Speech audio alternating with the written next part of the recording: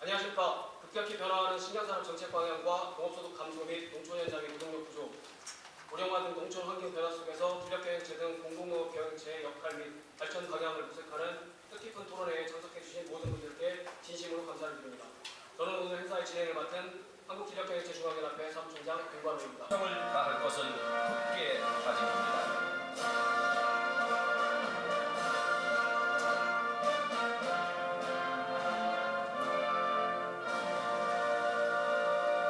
오셨어야 되는데 아마 다른 일정으로 참석을 못하신 것 같고, 이 전략경영체와 관련돼서는 어쨌거나 저희 농해수위에서 여러 차례 거론도 되고 어떻게 하면 효율적으로 이 사업이 인천에서 제대로 된 정책으로 자리 잡을 수 있을 것이라 저희가 관심이 많습니다.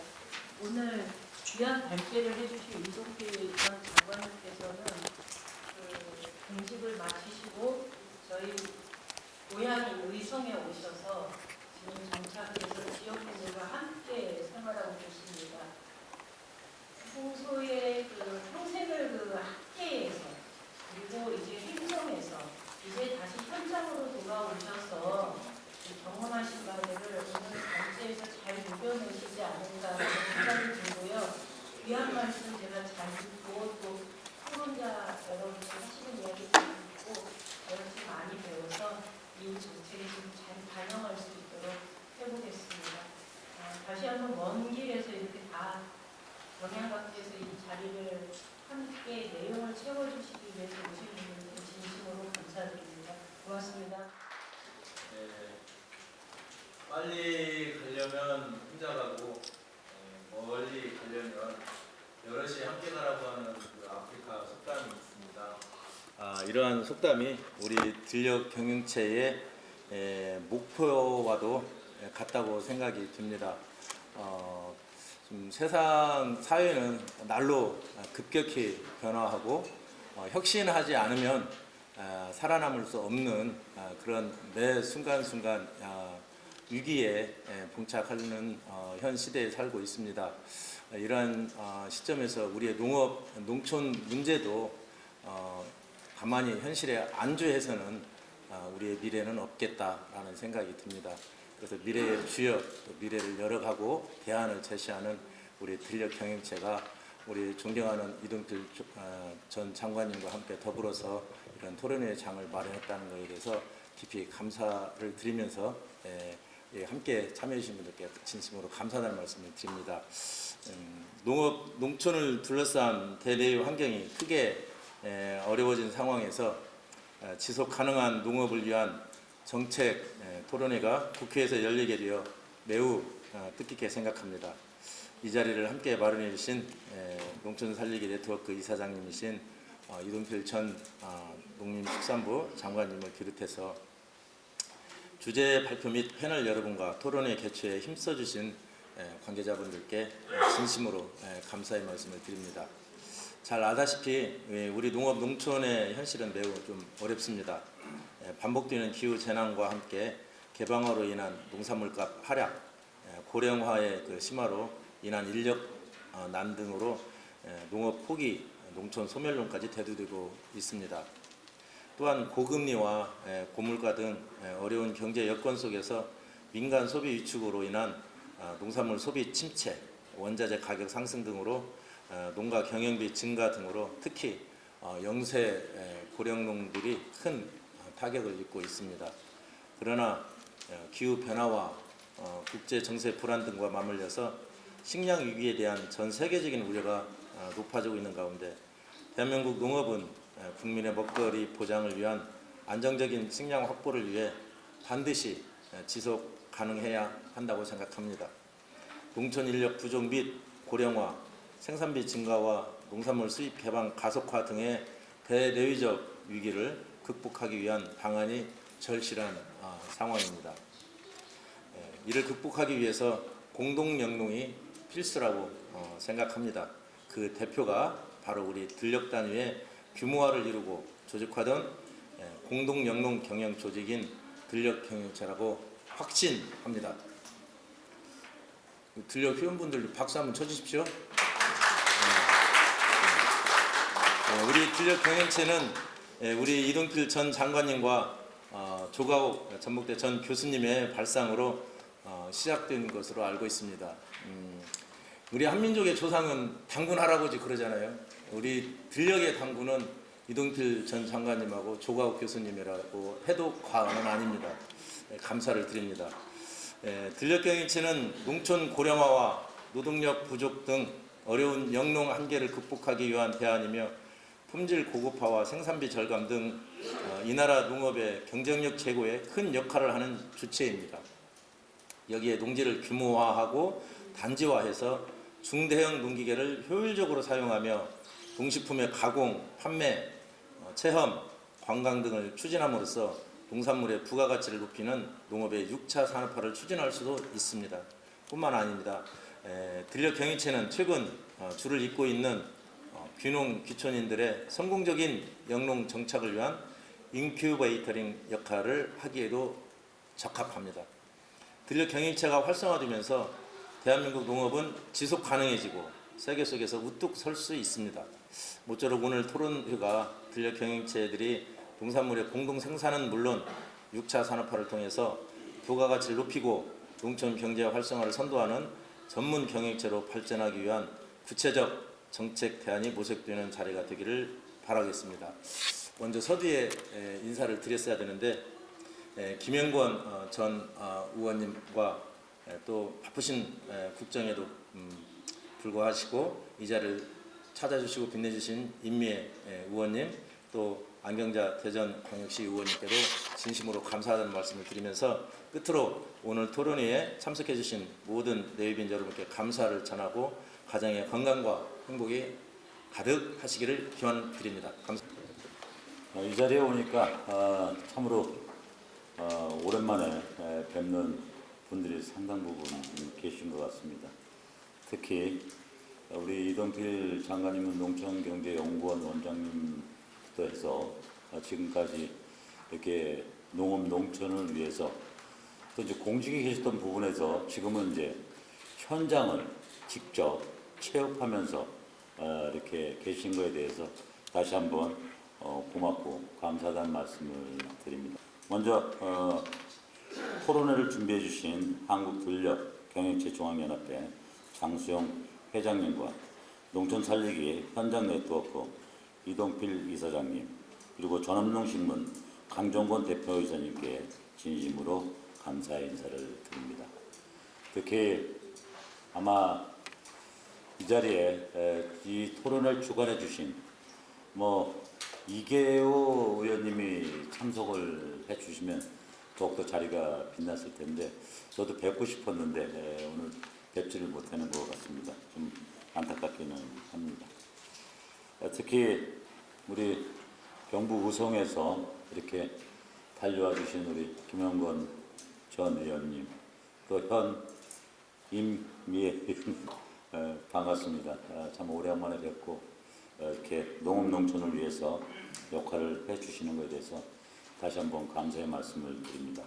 특히 아마 시기적절하게 지방 소멸시대 지속 가능한 농업을 위한 공동 경영 전략 토론회를 아마 우리 들녘 경영체에서 적절하게 아마 토론회를 준비하는 것 같습니다.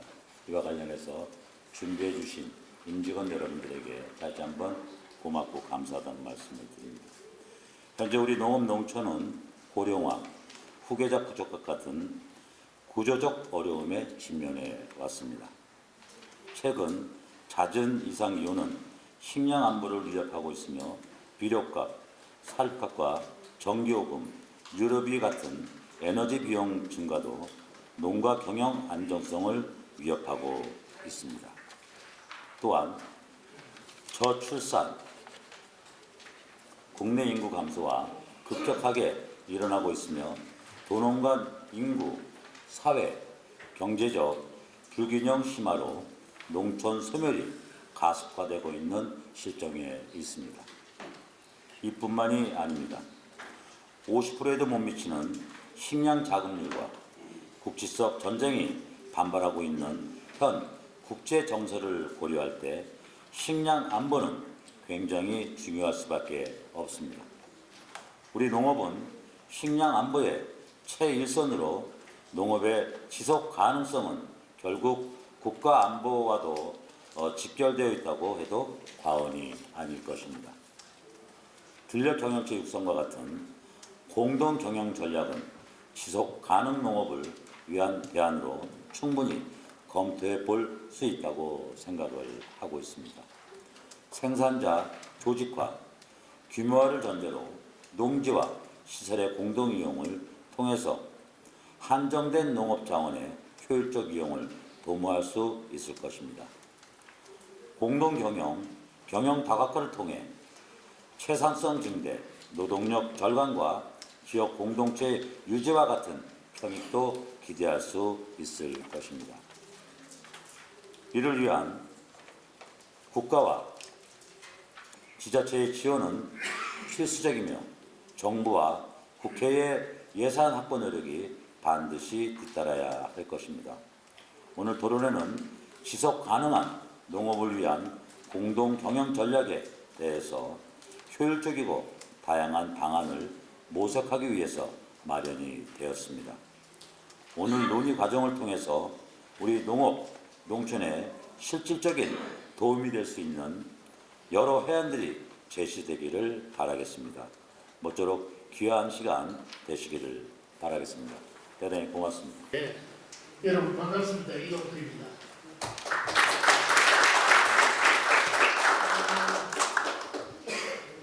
여기 국회 오랜만에 오네요. 시골에 내려간 지가 이제 8년, 내년 9월 5일이 되면은 8년이 됐고요. 그동안 뭐 시골에 있다 보니까 양복을 입을 일도 별로 없었고, 여러분 뵌다고 양복에 넥타이까지 하고 왔더니 좀 어색한데 이쁘게 봐주시기 바랍니다. 오늘 제가 여러분들께 드리고 싶은 이야기는, 야, 이거 정말 큰일 났다. 이 시골 농사 지을 사람이 없는데 이건 어떡하나, 이런 걱정을 하다가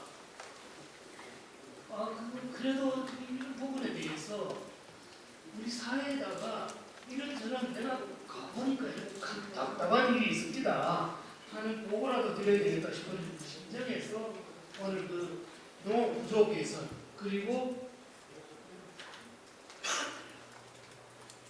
농업 구조 개선, 우리나라 농업을 어떻게 할 것이냐, 그리고 그걸 해결하기 위해서 이 근력 경영 체력하는 이런 화두를 가지고 같이 한번 얘기해볼 겁니다.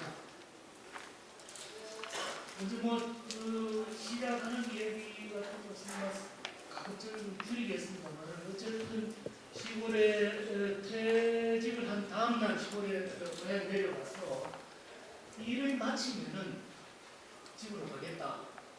집에 마침 어머니가 혼자 계셔가지고, 그래서 이제 집에 내려갔는데 막상 가보니까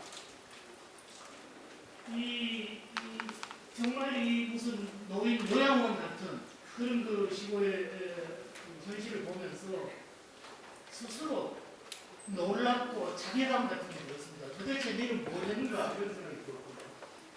이게 임진왜란 이후에 서산대사가 고향에 가서 이런 식으로 인만, 태폐, 우천왕, 그러니까 내가 알던 사람은 고향에 갔더니 알던 어른들은 다 돌아가시고, 인망, 태폐, 집은 무너지고 마을은 황폐되고 없더라.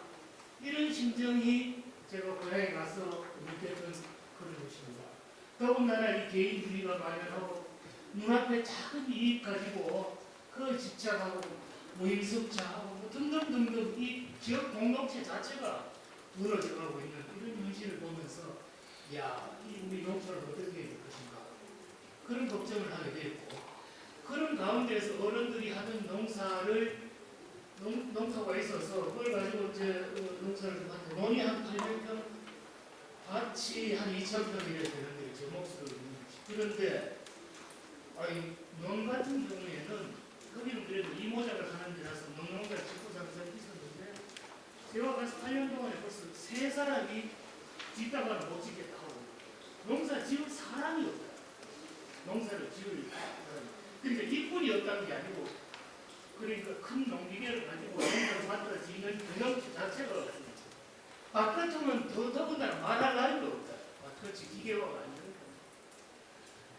저희들 밭이 이제 동생 뭐 등등 해가지고 쭉 있었는데 그걸 누가 그냥 갖다 붙여라 해도 붙일 사람이 없는 것이 오늘날 현실이다. 물론 기계가 잘 들어가고 뭐 이런 데 같은 경우는 그렇지 않겠지만은 그래서 뭐 이것저것 하다 안 돼가지고 관상수도 심고 작약도 심고 했는데 이거는 심어놔가지고 지금이 6년째인데 말이죠.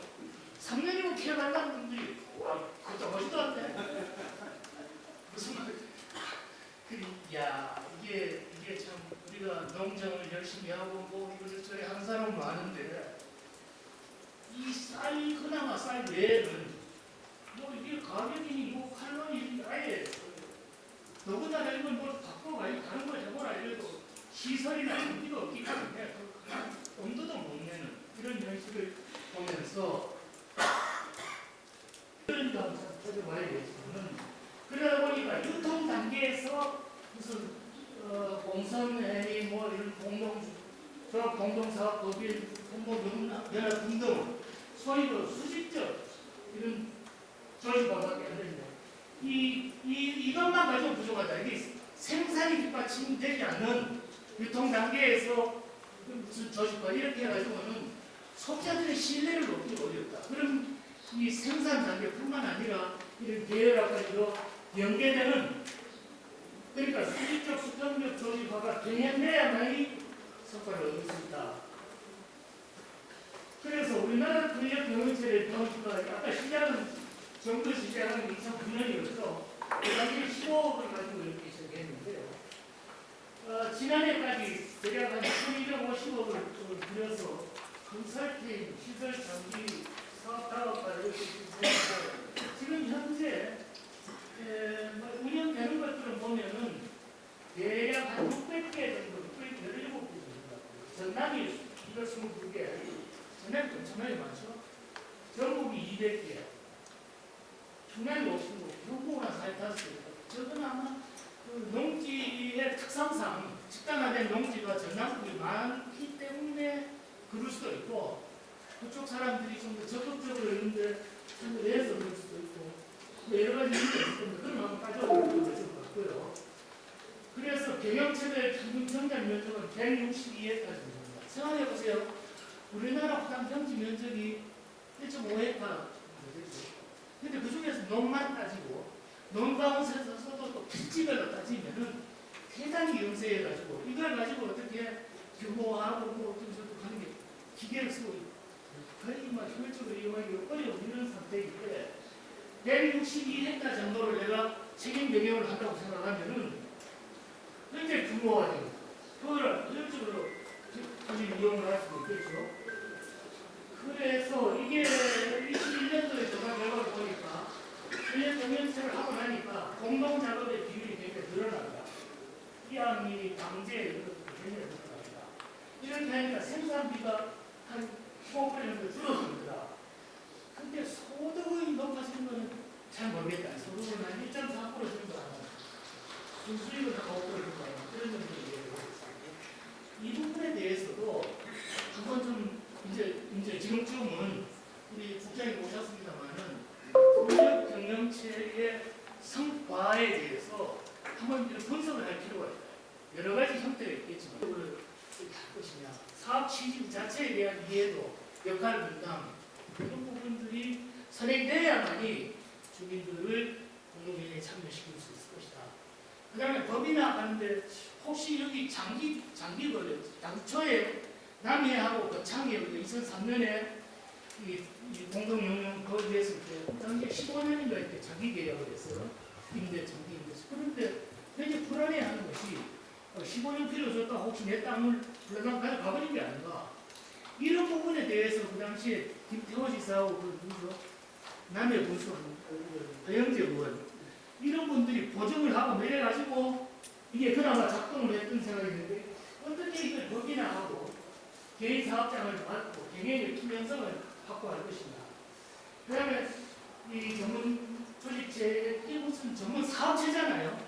이것을 어떻게 지속 가능한 경영체로서 수익을 창출하고 그걸 어디서 유지하는 이런 걸 만들 것이냐는 지식, 정보, 경영 능력 이런 걸 얻어가야 됩니다. 그 다음에 소규모 분산 필지 이런 작업 여건, 인연 노동력 활용 이런 것들에 대한 뭔가 해결이 없으면은 우리가 앞에서 말했던 기대 효과라는 것을 제대로 얻기가 쉽지 않다. 생산비 절감이나 이 소득 증대 이런 효과가 생각처럼 높지는 않더라고요. 저렴한 수수료 이용료 이익 제공, 가공, 유통, 관광 등 관련 산업과 브랜드 마케팅. 그렇게 해서 우리가 저탄소 사활 농사를 지어가지고 다른 데보다 좀 더 열심히 마케팅을 해서 소득을 좀 더 올렸습니다. 이렇게 부가가치를 창출해서 구성원들에게 나눠주는 것들, 품질 관리, 그래서 이 합리적 운영, 토지 용역 이렇게 지속적인 관리 운영, 그걸 위해서 수익 창출 이게 되도록 뭐 어떻게 해봐야 된다. 그렇게 하려면 어떻게 해야 되냐? 지역 단위 농지 이용 체계 지원 시스템을 구축하고 단일 연동 계획 수립. 그러니까 들판들 지금은 그렇죠. 이 사람 땅, 저 사람 땅 있으면 농기계를 가지고 녹 좀 하고 저쪽에 가서 전기 작업 좀 하고 이런데 이것을 토지를 그 들판의 토지를 종합적으로 이용한다고 시면 일반 작업이 가능해지죠. 품종의 통일뿐만 아니라 작업의 일관성 여러 가지 비용을 절감을 이룰 수 있는데 이런 부분들이 가능하도록 농지나 농기계, 노동력 자원의 효율적인 이용 시스템을 갖춰야 되고 그다음 근력 경영체 관계자에 대한 교육 훈련 그리고 공동체 인식, 조직 운영, 경영 마인드, 마케팅 이런 것들이 이렇게 달라져야 되죠. 혼자 한 게 아니라 속편하다 이렇게 해가지고는 이 근력 경영체가 갖는 의미, 역할 이런 것들을 좀 재정립하고 그리고 이 근력 경영체의 실태와 문제를 제대로 좀 파악을 하고 새로운 역할에 걸맞는 발전 전략 그래서 생산 자원 유통 지역에 특화된 농업 관련 산업을 담당하는 전문 경영체로 이렇게 발전시킬 것입니다. 그리고 이 근력 경영체가 개인 사업장화 되지 않으려면 어떻게 하면은 법이나 해서 이렇게 관련 정책 제도하고 이렇게 연결을 시킬 것입니다. 그리고 이런 근력 경영체에 대한 연구 개발, 교육 훈련, 그리고 정책에 대한 공감대를 확산할 것입니다. 이런 것이 참 중요하다. 제가 오늘 이 시골에 있으면서 자료도 없고 세상 물정도 모르는 이런 사람이 여기 와서 이렇게 얘기하는 것은 야 이대로는 안 되겠다. 이대로는 지금 해도가니 땅을 이루도 못하고 저러도 못한다. 어제도 어떤 분이 이 지역에 있는 분이 전화를 해서 우리는 땅값이 평당 5만 원이나 떨어졌다. 과장 같은데 어쨌든 땅을 팔 수도 없고 농사를 지으려 하니까 농사를 지으면 수수 안 받고 이거 어쩌란 말이냐 이런 얘기를 하는 것이 현실이다. 그런데 너 그럼 그러지 말고 같이 한번 해봐라 할 때에 이런 것들이 정비가 되어 있지 않으면 그래서 정부가 적어도 5년 후에 10년 후에는 우리 농업을 어떻게 가져가겠다는 비전 농업 구조에 대해서 정말 앞으로 계속 쌀만 좀 올려주고 이렇게 펴댄다고 이렇게 해가지고는 이 문제가 해결되지 않는다. 근본적으로 농업 구조 자체를 바꿔야 되는데 그걸 하기 위해서 이 근력 경영체의 역할을 여하이 정립을 하고 그 발전 전략을 모색할 것입니다. 오늘 다른 전문가들이 발표도 하시고 특히 난 양 박사님과 그 기대가 굉장히 말이죠. 토론도 아마 있을 것입니다. 그래서 제가 이렇게 제가 이 얘기는 현재 상황이 이렇습니다. 시골이 절박합니다. 이런 말씀을 드리고 이런 말씀이고 이런 얘기를 하게 되는 이유는 이런 겁니다. 여기 우리 이승호 회장님 얘기입니다만은 우리가 지난 농정을 돌아보면 우리가 WTO에 감리 가입하면서 쌀 관세와를 미래를 받았다. 또 10년. 또 이제 또 반대를 하면 또 이제 또 10년 또 연장을 했어요. 그리고 제가 이제 지금 맡았을 때가 2014년 되니까 20년을 연장을 해가지고 이미 그때는 쌀을 말이에요. 처음에 20만 톤, 나중에 20만 톤, 거의 40만 8천 톤 정도 이렇게 5% 낮은 관세로 음수입을 할 때, 욕을 얻어먹더라도, 잠시 욕을 얻어먹더라도 한국 농업의 미래, 이것을 보고 합리적인 결정을 하지 않는다. 우리가 그때 미룬 결과로 지금 40만 8천을 말하자면 덕택을 쓰는 그런 상황이잖아요. 일본이 4년 만인가 관세가 해버린 거 얘기하면 우리는 왜 그랬을까?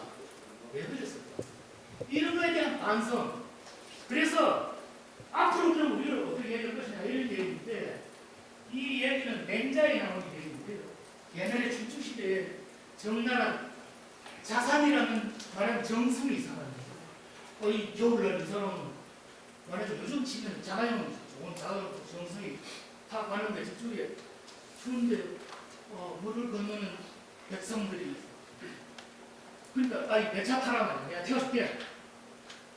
태워줬는데 그럼 뭐 사람들이 좀 칭찬이 이야 자산이 최고다. 이 추운 날 백성들이 물을 건너는 것을 자기 차에 태워가지고 건너줬습니다. 최고라고. 마침 그 지역을 지나가던 맹자가 그 얘기를 듣고 글쎄 그걸 좀 아니 그래서 개인 안목으로 우리 농업을 어떻게 하면 살릴 것인가 어떻게 하면 지속 가능하도록 할까 저 땅을 누가 어떻게 붙일 것인가 이런 부분에 대한 고민 그런 차원에서 우리 근력 공동 경영에 대한 새로운 어떤 그 이해랄까요? 이런 것을 보면서 정책을 좀 이반해 주시면 좋겠다. 이런 말씀 드리면서 제 이야기 마치도록 하겠습니다. 때가 들어서 제가 뭐하는 시가 싶은 생각을 많이 했었고요. 그리고 또 저는 발표를 듣다 보니까 많이 감명을 받았습니다. 제가 이 제목이 거창한데 제가 문제가 있는 건 맞지만 이 유통시장을 개선해서 유통을 다 고칠 수는 없다. 근본적으로 농업에서 구조에서 무슨 문제가 있다는 거죠. 그 다음에 두 번째가 식량 자금률의 문제입니다. 예를 들면 식량 안보를 위해서 식량 자금률 높이라고 얘기를 하고 있죠. 우리나라 국토가 한 1,000만 헥타르쯤 되거든요. 그 중에서 15%가 150만 헥타르 정도가 농경지입니다. 예를 들면 농식품이 당연히 법에 따라 가지고 자금률 목표가 정해져 있고요. 항상 목표를 정하지만 이 목표를 맞출 수는 없습니다. 구조적으로요. 그러니까 농경지가 150만 헥타르에서 우리가 목표하는 자금률 높이는 굉장히 어렵습니다. 나중에 인구가 많이 줄어들면 가능할 수 있죠. 지금은 안 됩니다.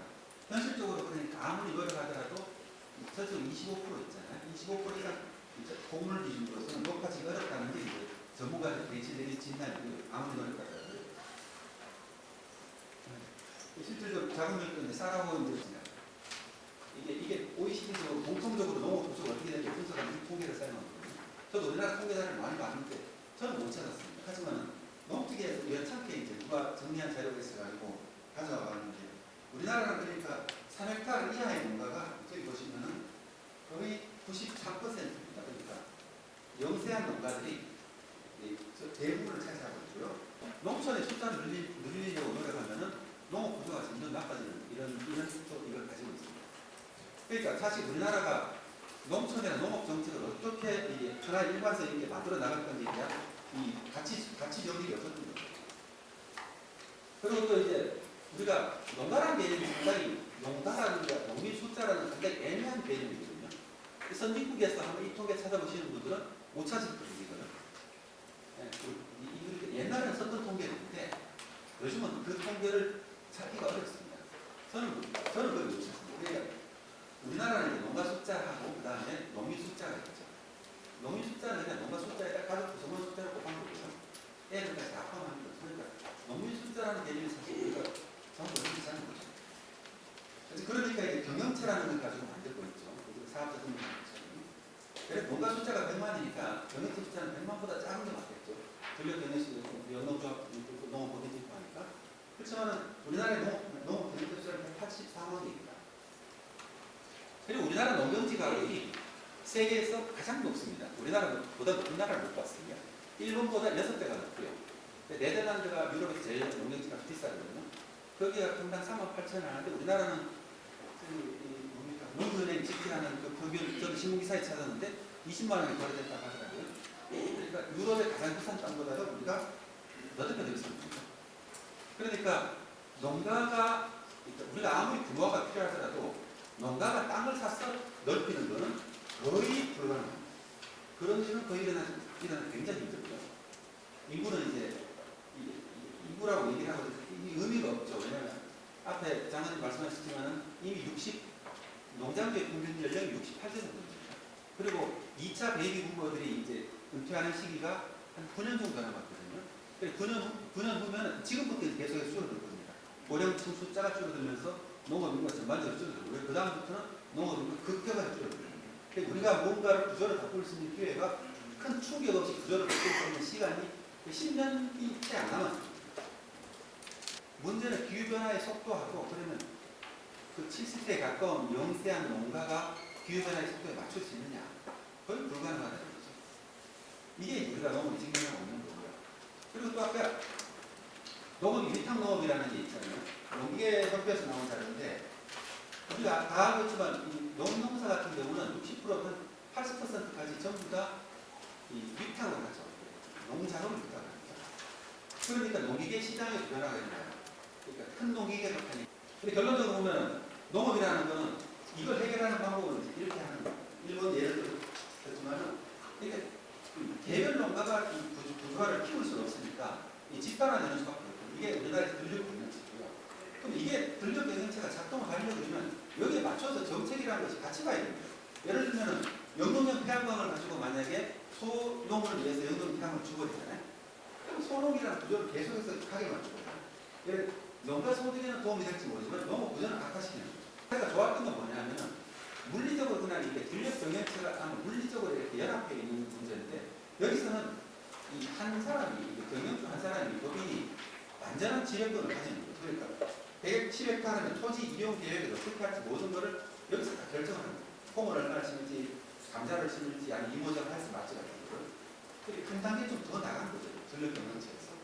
전력 경영체가 정확히 잘 모르지만 그게 이제 큰 의미가 있는 것 같아요. 그리고 또 이걸 통해 가지고 대략 좀 헥타르당 900만 원 정도를 기본 배당을 했고 플러스 알파 한다고 하니까 모르겠어요. 이게 그러니까 저는 미래가 어떻게 할 거를 생각하면 지금까지 농업 정책은 우리가 이 이상 미래에 대한 비장을 하고 시범 사업을 하고 확산하는 정책을 썼다고 하는데요.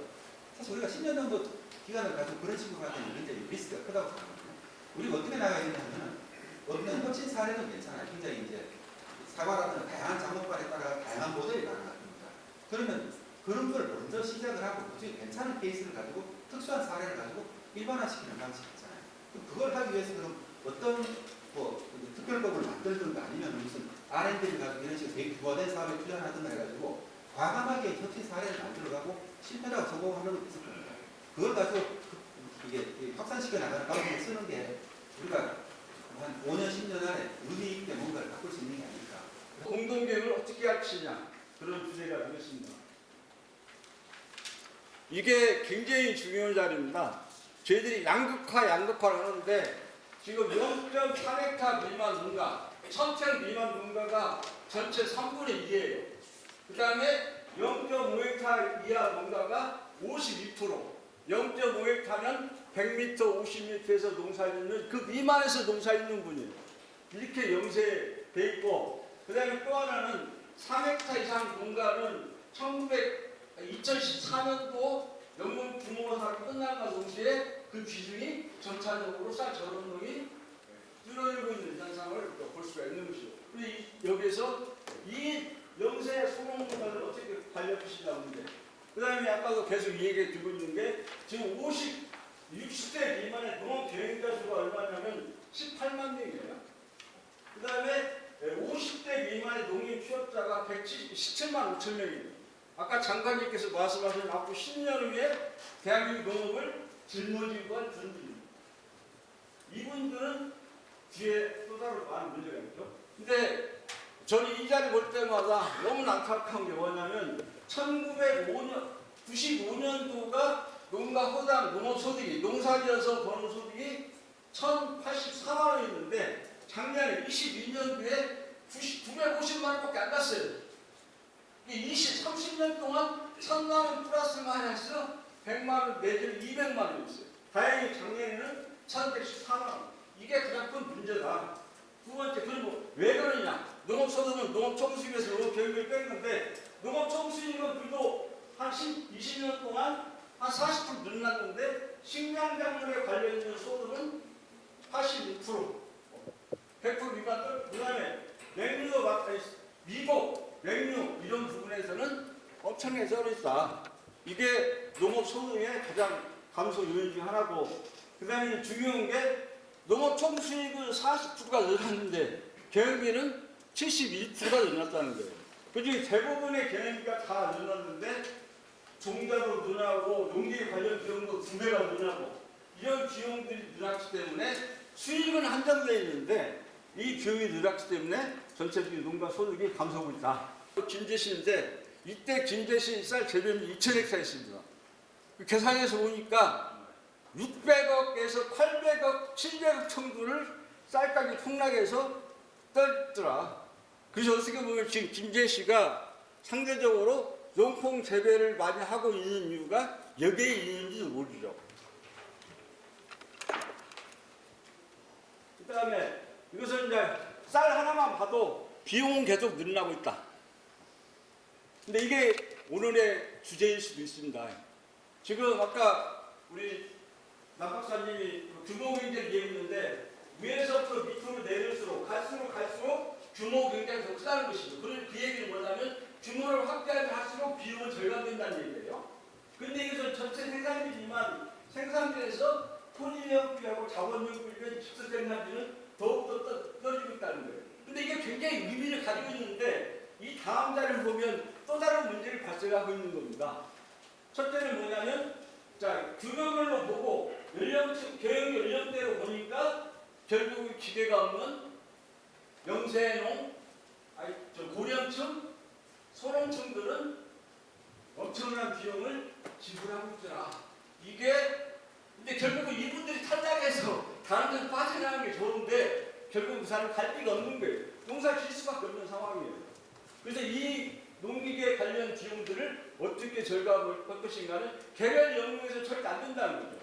그래서 국가가 지원해주는 농기계로 작업 수익 탄력을 떨어뜨리면서 이분들이 어느 정도 수익을 창출할 수 있는 기회를 만들어줘야 한다 하는 게 공동 경영의 또 다른 하나의 목적이 될 수가 있겠다 그 생각입니다. 이것은 제가 전략계획이 어떻게 전개됐는가를 한일 간 비교를 한번 해봤어요.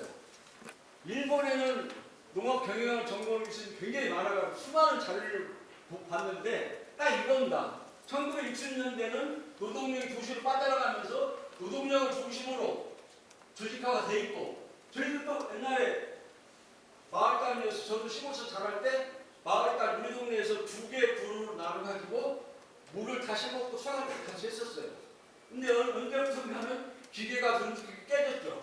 근데 일본에도 또 노동력이 빠져나가니까 농기계가 70년대 들기 시작하면서 농기계를 중심으로 공동 이용을 했고 근데 마지막으로 70년도 중반에 우리도 이 얘기를 쌀 생산 조절을 하면서 농기를 중심으로 농기를 어떻게 효율적으로 이용할 것이냐 그래서 조직화가 이루어졌고 최근에 저희 오늘 주제인 지방 소멸이 되면서 지역을 지키기 위해서 집량농을 어떻게 육성할 것이냐 이런 단계를 거치면서 일본의 조직화가 착착착 진행되어 있고 여기에 관련된 수많은 연구가 이루어졌습니다.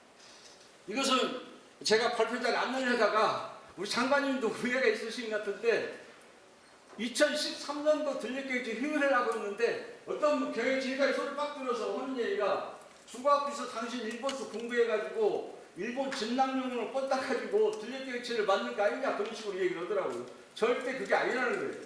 이미 저는 1999년도부터 전라북도 쌀 생산비 절감을 어떻게 할 것인가를 3년간 연구를 했어요. 그래서 단추야 50헥타에서 최대 200헥타 전력을 만들어서 비용을 절감해보자. 농경에 적정 농경에 투입하고 집화제도 해보고 그 연구를 했던 거예요. 그 다음 연구에 비용만 절감은 뭐냐? 품질을 고품질을 만들어서 부가가치를 올리자. 그래서 100헥타에서 200헥타, 300헥타까지 지역별로 아까 30헥타는 피해진들이 상관입니다. 그 다음에 또 우리 또 장관님께서 저한테 어려운 연구를 주셔가지고 콩, 쌀, 밀, 조사료 이 품목의 작업률을 어떻게 확대할 것인가. 이때 제가 일본 농정을 정확히 보기 시작했던 거예요.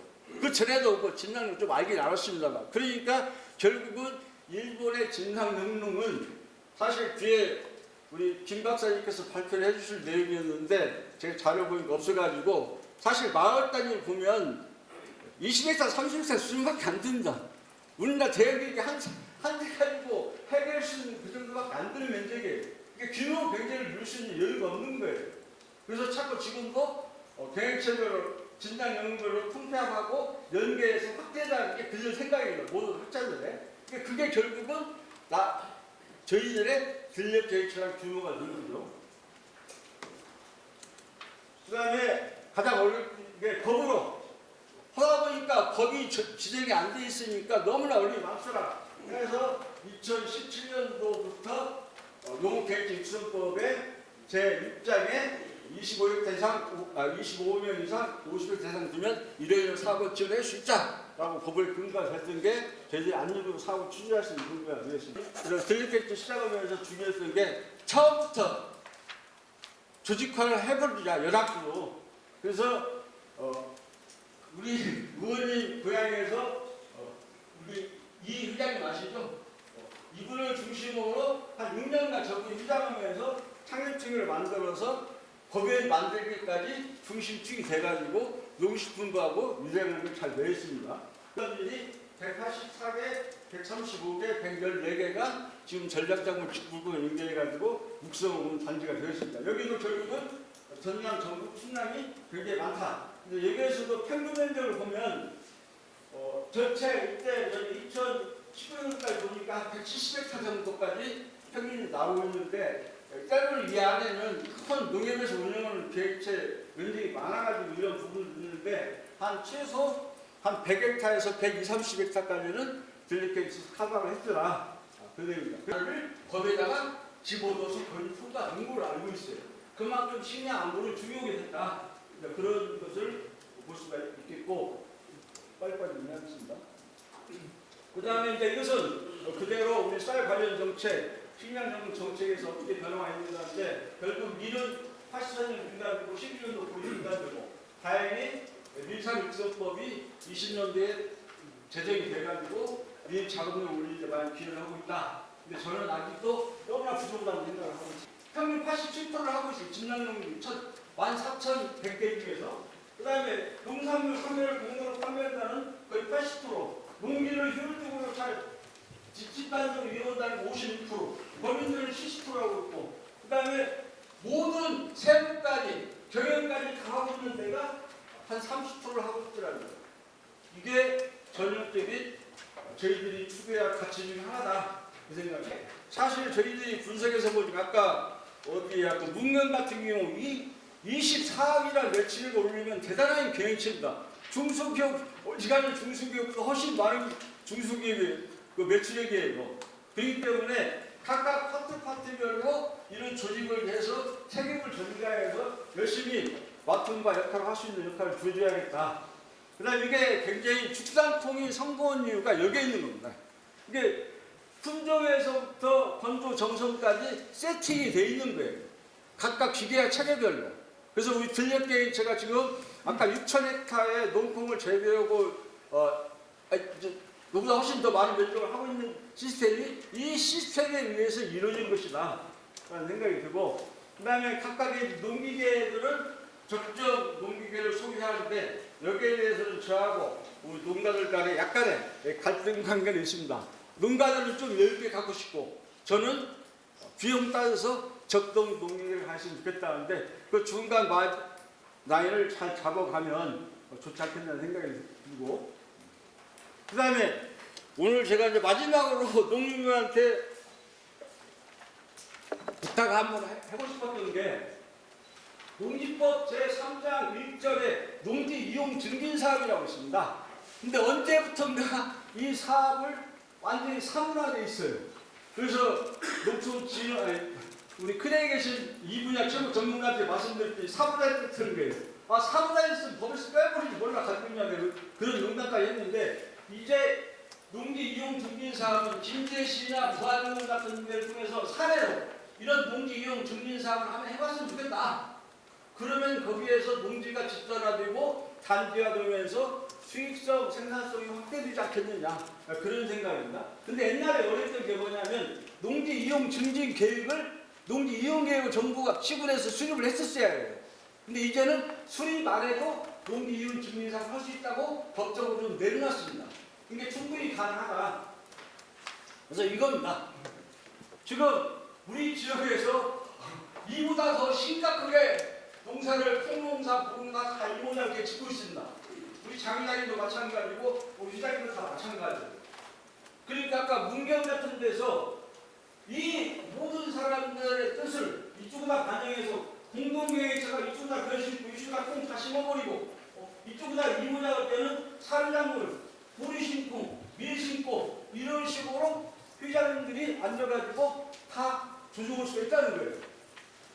대단히 죄송한 게 제가 2002년도에 일본의 이토시마 농협이나 후쿠오카시 바로 옆에 있는 데 갔는데 그 농협 자료에 이런 비슷한 자료가 나와 있어요. 거기는 이 공공이 아니고 조씨가 한쪽에 호텔로만 있었는데 문경 사례를 놓고 보니까 이거라는 거예요. 얼마나 관리하기 편해요. 이게 이런 지역에다가 농지 이용 증진 사업을 넣어가지고 뭔가 제시를 하는 게 좋겠다. 그 얘기입니다. 그러면 단지는 어떻게 하냐? 대략 기본적으로 최하 3헥타 정도 한다면 한 콩콤바인이 연단에서 콩을 수확할 수 있는 면적 제가 볼 때 3헥타에서 한 4헥타 정도가 기본이다. 그게 용배수로 있지 않습니까? 이 용배수 중심으로 물관리도 훨씬 편하다. 이런 단지를 구성해서 하는 경영체들한테는 뭔가 인센티브를 지불하자. 여기에 보면 제가 이번에도 다시 하루 내내 들어가지고 약을 모든 정책을 다 검색을 했어요. 했는데 헥타당 70에서 우리나라 돈으로 말씀드리겠습니다. 헥타당 70만원에서 130만원의 인센티브 가상금을 플러스 알파로 지원해준다는 거예요. 근데 다른 말을 그렇다면 300만원 주지 않습니까? 지금 전략적 지불금을. 근데 단기화된 지역에는 헥타당 더 지원해주자. 이게 거의 30년간 됐다 받고 있어요. 그러니까 일본은 타작물 제도에 굉장히 단계화되어 있는 것을 우리가 볼 수가 있습니다. 그 다음에 여기서 이제 4차 사업 다각화인데 저는 장관님께서 말씀하셨던 6차 산업이 가장 마음에 닿았습니다. 1차 산업 곱하기 2차 산업 곱하기 3차 산업이잖아요. 그래서 이 내용이에요. 자, 1차 산업은 이죠. 농업소득이에요. 2차 산업은 경업소득이죠. 2차 산업이죠. 근데 사업의 소득은 고령농들이 자기들이 가지고 있는 노동력을 얼마나 이용해서 수익을 창출할 수 있느냐. 이게 사업 다각화예요. 근데 말이 어려워요. 근데 1차, 2차, 3차로 나눠서 보면 각각의 파트에서 소득을 증대시켜서 전체 소득을 늘리는 게 사업 다각화인데 혼동되더라.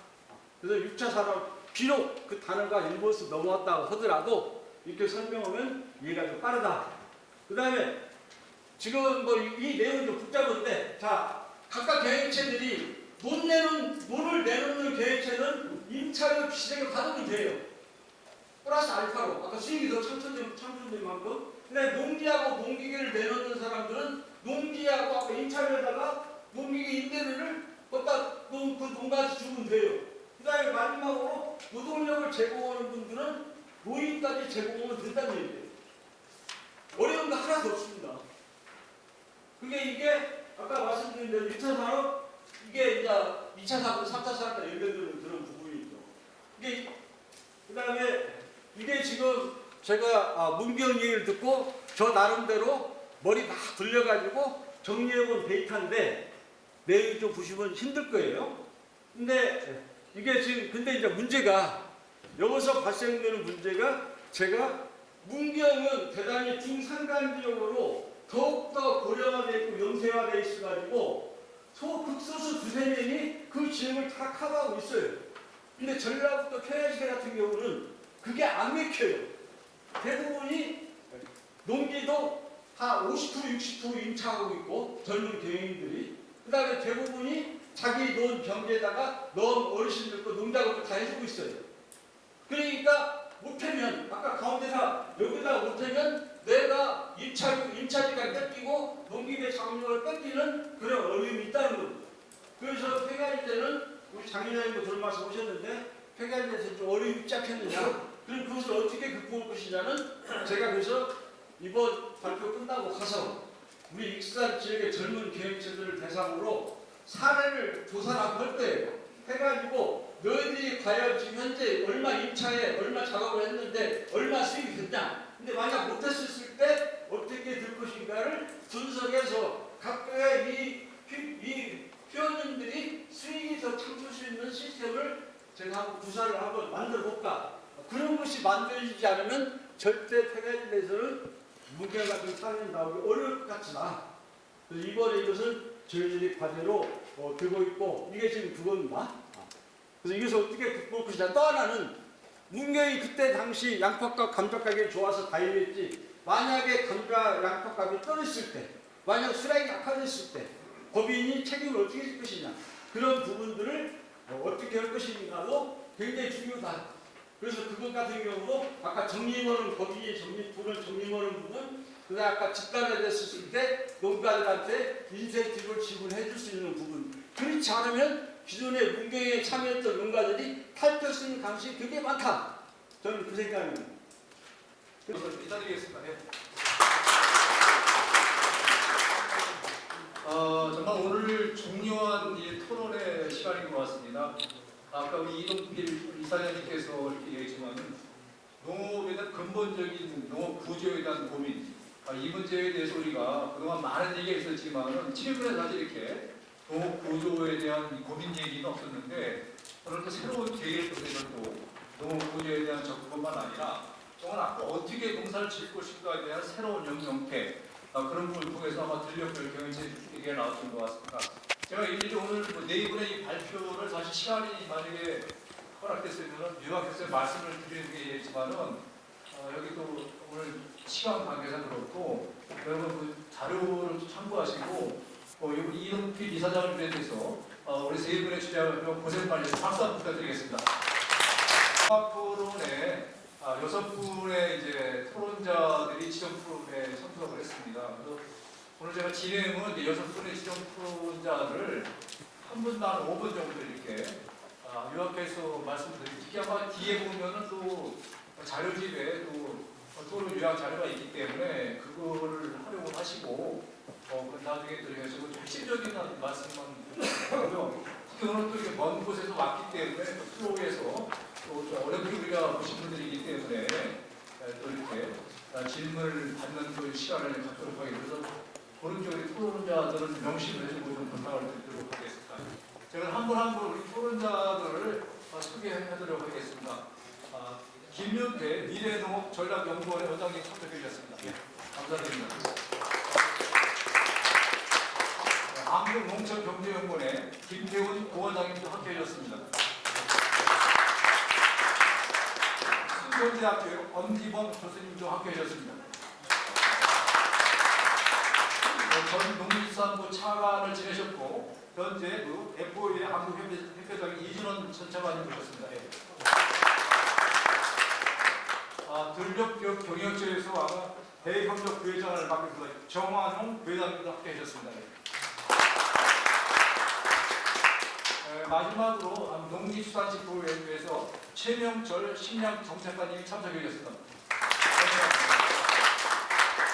오늘 제가 처음에 이 마이크를 어떤 분에 드릴까 고민을 많이 했는데, 그래도 뭔가 오늘 이 들녘별 경영체에서 또 이렇게 중앙회의에서 집중했고 현장의 목소리를 들어볼 거기 때문에 정환영 제가 부회장님한테 처음 내 마이크를 드리겠습니다. 5분 해주셔야 돼요. 발표를 듣고 토론회를 들어보니까 진짜 저희 들녘경영체가 할 수 있는 일이 진짜 무궁무진하고 정말 해야 할 일이 막중하다는 생각을 하고 있습니다. 앞에서 발표하셨듯이 저희 들녘경영체에서 할 수 있는 부분, 일단 농작업을 작업을 효율성을 높이고 그리고 기아를 촉진하고 그리고 작업을 표준화시키는 일을 할 수 있을 것 같다라는 생각이 들고요. 이를 통해서 생산비를 절감해야 되는 게 이제 저희 근력개혁체가 할 수 있는 역할이라고 생각을 하고 저희 개혁체가 자원을 공동적으로 활용을 하고 그리고 공동 구매를 통해서 생산비를 좀 내려가야 된다 그런 생각을 해봤습니다. 그리고 어찌됐거나 다른 농업인들보다는 경쟁력을 강화하기 위해서 뭔가 이제 저희가 작업을 할 때 농가분들 교육이라든가 그다음에 품질 관리 그리고 브랜드화 이런 게 중요하다고 생각을 하고 있고요. 그리고 농촌 인구 유입에 있어서 저희가 농업에는 미래가 없다 그리고 젊은 사람이 없다라고 하고 있지만 저희 근력개혁체에는 젊은 사람들이 지금 계속해서 유입이 되고 있고 그리고 또 지금 기술력을 많이 가지고 있는 선배 농업인분들이 많이 계십니다. 그래서 그런 근력개혁체 안에서 또 청년 농업인들이 유입이 돼서 이 안에서 기술력이 자연스럽게 다시 이전이 되고 그 기술을 통해서 계속해서 우리 한국 농업의 미래가 이어지는 그런 형태가 됐으면 좋겠습니다. 그리고 이로 인해서 저희 근력개혁체가 발전함에 있어서 지역경제 활성화를 할 수 있을까라고 저는 생각을 합니다. 그래서 저희 근력개혁체를 통해서 부가가치를 창출하고 그리고 또 다각화를 통해서 지역의 일자리를 또 창출을 하고 그리고 면이 점점 쇠퇴해 간다고 하고 있지만 또 농가분들이 소득이 늘어난다고 하면 그 소득으로 인해서 지역 경제가 활성화되지 않을까라는 생각이 있습니다. 또 농업이 주는 효과가 있죠. 고농에 살고 있는 분들한테 농업에 대한 중요한 부분을 전달을 하고 그리고 농촌에서 녹색 그 지역을 만드는 중요한 역할을 할 수 있다고 생각합니다. 그것과 더불어서 또 주변에 있는 축산농가분들이나 이런 분들과 협력을 통해서 자연순환 체계를 이어갈 수 있는 그런 게 저희 근력이 가지고 있는 큰 장점이지 않을까 생각해봤습니다. 근력별 경영체 할 수 있는 역할에 대해서 여러 가지 말씀을 하셨지만 가장 중요한 것은 제가 오늘 지금 농촌 인구 유입에 대한 유지 그리고 이제 지역 경제 활성화 문제 그 농촌에서 녹색 역할을 한다는 그런 것이 핵심적인 것 같습니다. 네, 수고 많으셨습니다. 감사합니다. 다음에는 저희가 우리 엄지범 순천대 교수님한테 마이크 드리도록 하겠습니다. 예, 갑자기 또 예술관 순천대 엄지범 교수입니다. 앞에서 이제 발제해 주신 분들, 발표해 주신 분들의 내용하고 저는 그게 거기에 대한 이제 이견은 없고요. 그래도 좀 말씀하시면서 이 현실에 대한 어떤 공동개혁체, 근력개혁체 문제에 대해서 세게 지적은 안 하시는 것 같다고 생각합니다. 공부와 더불어서 앞으로 어떻게 나가야 될지 그런 논의를 좀 해보고자 합니다. 제가 이제 생각하기로는 이제 그 근력개혁체라고 하는 것은 이제 근력을 중심으로 조직화를 한다. 그러니까 농지를 중심으로 조직화가 도모되었다라고 하는 점이 이제 특징이라고 볼 수가 있겠죠. 그런데 이제 현실에서 보면 사실 이 농지 중심의 조직화보다는 어떤 관계 중심의 조직화, 그리고 거기에 좀 머물러 있는 그런 형태가 현재 어떤 문제점이 아닌가라고 생각이 들어요. 나아가야 될 방향은 지금 현재 이 조직의 형태들이 대부분 개별 경영을 이제 보완하는 형태로 좀 전개되었다라고 하는 것. 그런 의미에서 개별 경영을 대체하는 조직으로 나아가야 된다. 저는 그렇게 생각을 합니다. 그래서 일본 사례라든지 아니면 조각기 발표에서도 이제 많은 그 내용들이 좀 언급되었습니다만 기본적으로 이 조직이라고 하는 것은 자원을 어떻게 조합할 것이냐라고 하는 문제인데 토지노동 자본이 결합되는 형태로 나아가야 된다라고 하는 것이죠. 네. 그런 의미에서 아직은 이 토지노동 자본의 결합이 조금 이제 결여된 조직화가 진행되고 있는 아니면 거기에 좀 이제 머물러 있는 것이 지금 한계가 아닐까라고 생각이 듭니다. 그래서 근력배우체의 원래 목표였던 좀 농지를 중심으로 조직화가 돼서 농지가 효율적으로 이동이 되고 거기에 따라서 좀 더 경영비의 절감이라든지 그 효과가 극대화될 수 있는 어떤 그런 구조가 만들어져야 된다라고 하는 것에 대해서 좀 공감을 하고 있고요. 또 그런 문제들과 이제 더불어서 좀 제기되는 어떤 문제들을 살펴보면 여전히 이제 보조금을 이제 수급하기 위한 일시적인 어떤 결합에 머물러 있다라고 하는 점이라든지 그러면서 공동경영체 사업을 통해서 수급되는 이제 지원금이 일부 구성원들한테 귀속이 될 수밖에 없는 그런 구조라고 하는 점. 즉 구성원들한테 그러니까 법인 또는 이제 같이 참여하는 농가들한테 좀 이익이 정확하게 분배될 수 있는 어떤 그런 구조가 마련되어 있지 않다라고 하는 점들이 세게 지적은 못하셨지만 그런 부분들을 지적하고 있는 발표가 아니었나라고 생각이 돼요. 그래서 그런 의미에서 지금 이제 문경의 사례가 주목받고 있는 것 같고요. 사실 이제 농식품부로부터 이제 공동연구 어떻게 확산할 거냐라고 하는 주제로 지금 이제 연구가 의뢰를 받아서 지금 연구를 수행하고 있는 중인데 거기에 대해서 좀 고민을 많이 해봤습니다. 이 공경 사례하고 근력경영체가 어떤 차이가 있냐라고 하는 점인데 결국에는 실질적으로 농지가 집적이 됐다. 그러니까 임대를 통해서 집적이 됐다라고 하는 점. 그리고 이제 또 한 가지는 그 임대 배당이라고 하는 것을 형태를 통해서 농가들한테 참여 농가들한테 수익이 분배될 수 있는 어떤 그런 구조가 만들어졌다라고 하는 점. 이 두 가지가 굉장히 큰 차이점이 아닌가라고 생각이 되고요. 그래서 이러한 방향이 사실 근력경영체 그 조합 교수님이 초창기에 그 계획하셨던 어떤 방향하고 사실 다르지가 않습니다. 그래서 이제야 그런 사례가 나왔다. 그래서 사례가 하나 나오면서 이 효과가 굉장히 그 현장에서 많은 변화가 있을 것으로 생각이 되는데 이거를 잘 정립하고 방향으로 나아가는 것이 이제 굉장히 중요한 부분일 것 같아요. 그래서 가장 큰 문제가 결국에는 농지 집적에 좀 있지 않을까라고 생각이 듭니다. 그러면서 이제 일본의 그 조합 교수님 자료에서 이제 나왔던 그 농지 집적이라든지 이제 김태곤 박사님 자료에 나왔던 이제 그런 내용들이 좀 중요한 의미를 갖고 있는 거라고 생각이 듭니다. 그래서 일본 같은 경우에는 그 농지의 합리적 이용이라고 하는 측면에서 농지 조정을 꽤 오래부터 이제 추진을 해왔고요. 그리고 이제 그 농지를 누가 담당할 거냐, 담당자의 문제에 있어서 사람 농지 플랜, 피토노치 플랜이라고 하는 계획을 오랫동안 그 준비를 해왔습니다. 그리고 이제 작년부터 이제 법제화가 된 게 이 사람 농지 플랜이 지역 계획이라고 하는 그 계획 제도로 바뀌었거든요. 이건 무슨 얘기냐면 10년 동안 농지를 어떻게 직접 할 거냐, 그리고 그걸 누구한테 맡길 것이냐라고 하는 10년간의 앞으로 향후 10년의 계획도를 그리는 작업이에요. 그러면 여기에 집락 영농이 그거를 담당하거나 아니면 지역의 인증받은 농업자가 농업인이 그걸 담당할 수 있게끔 10년간의 계획을 세우게 되어 있습니다.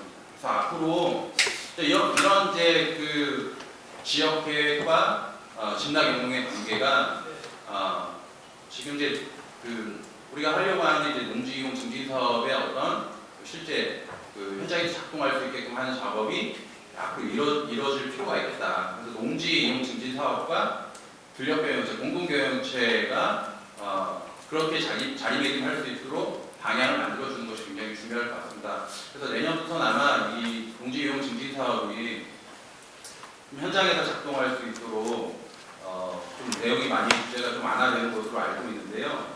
그런 걸 좀 계기로 삼아서 농지이용 증진 사업과 더불어서 농지이용 계획이 실제적으로 수립이 되고 그 안에서 근력경영체가 위치할 수 있도록 만들어 나가는 구조를 좀 시범적으로 만들어 나가는 것이 굉장히 중요한 부분인 것 같다는 생각이 듭니다.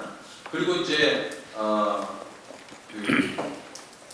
가상금, 거기에 대한 이제 종지 집적에 대한 가상금이라든지 이런 이제 제도들이 좀 뒷받침되는 것이 중요하겠죠. 일본에서는 이제 명칭이 좀 바뀌어서요. 지역 집적 협력금이라든지 집약화 장려금이라든지 다양한 정책으로 세분화돼서 농지 이용 집적을 지원을 하고 있습니다. 또 우리가 지금 이제 문제가 이제 되고 있는 것이 결국엔 이제 직불금인데 직불금이 이 집약화에 좀 이제 걸림돌이 될 수가 있어요. 그래서 내년부터 그 5개년 계획이 지금 이제 내년부터 이제 실시가 되는 이제 5개년 계획이 지금 이제 수립 단계에 있고요.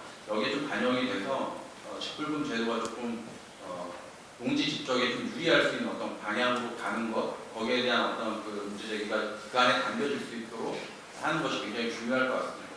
문경 같은 사례도 0.5헥타를 떼고 농지 집적이 이루어지고 있거든요. 이거 무슨 얘기냐면 결국에 소농집불금 수급을 하면서 나머지는 임차를 통해서 임차 배당 받겠다라고 하는 것이기 때문에 이런 문제들이 그 현장에서 나타나지 않도록 더욱 그 이상의 어떤 가산점을 부여해서 농지 집적으로 좀 유도해내는 어떤 그런 방향이 좀 필요할 것 같고요. 내용이 길어지는데 또 한 가지는 이제 공동농업경영체가 법제화가 됐습니다만 이게 관리가 잘 안 됩니다.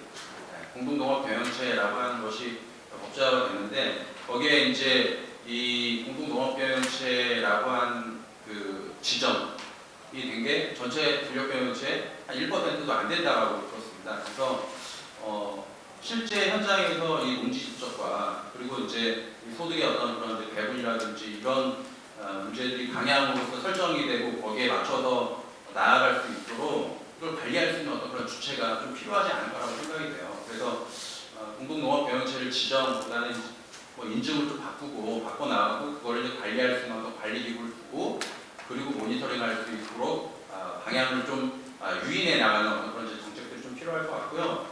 또 한 가지 이제 마지막으로 간단하게 말씀드리고 싶은 것은 결국에는 이제 사람 문제인데 저희 이제 그 자료를 통해서 좀 더 보시면 좋겠지만은 결국에 이걸 통해서 지역농업 승계 시스템이 만들어져야 된다고.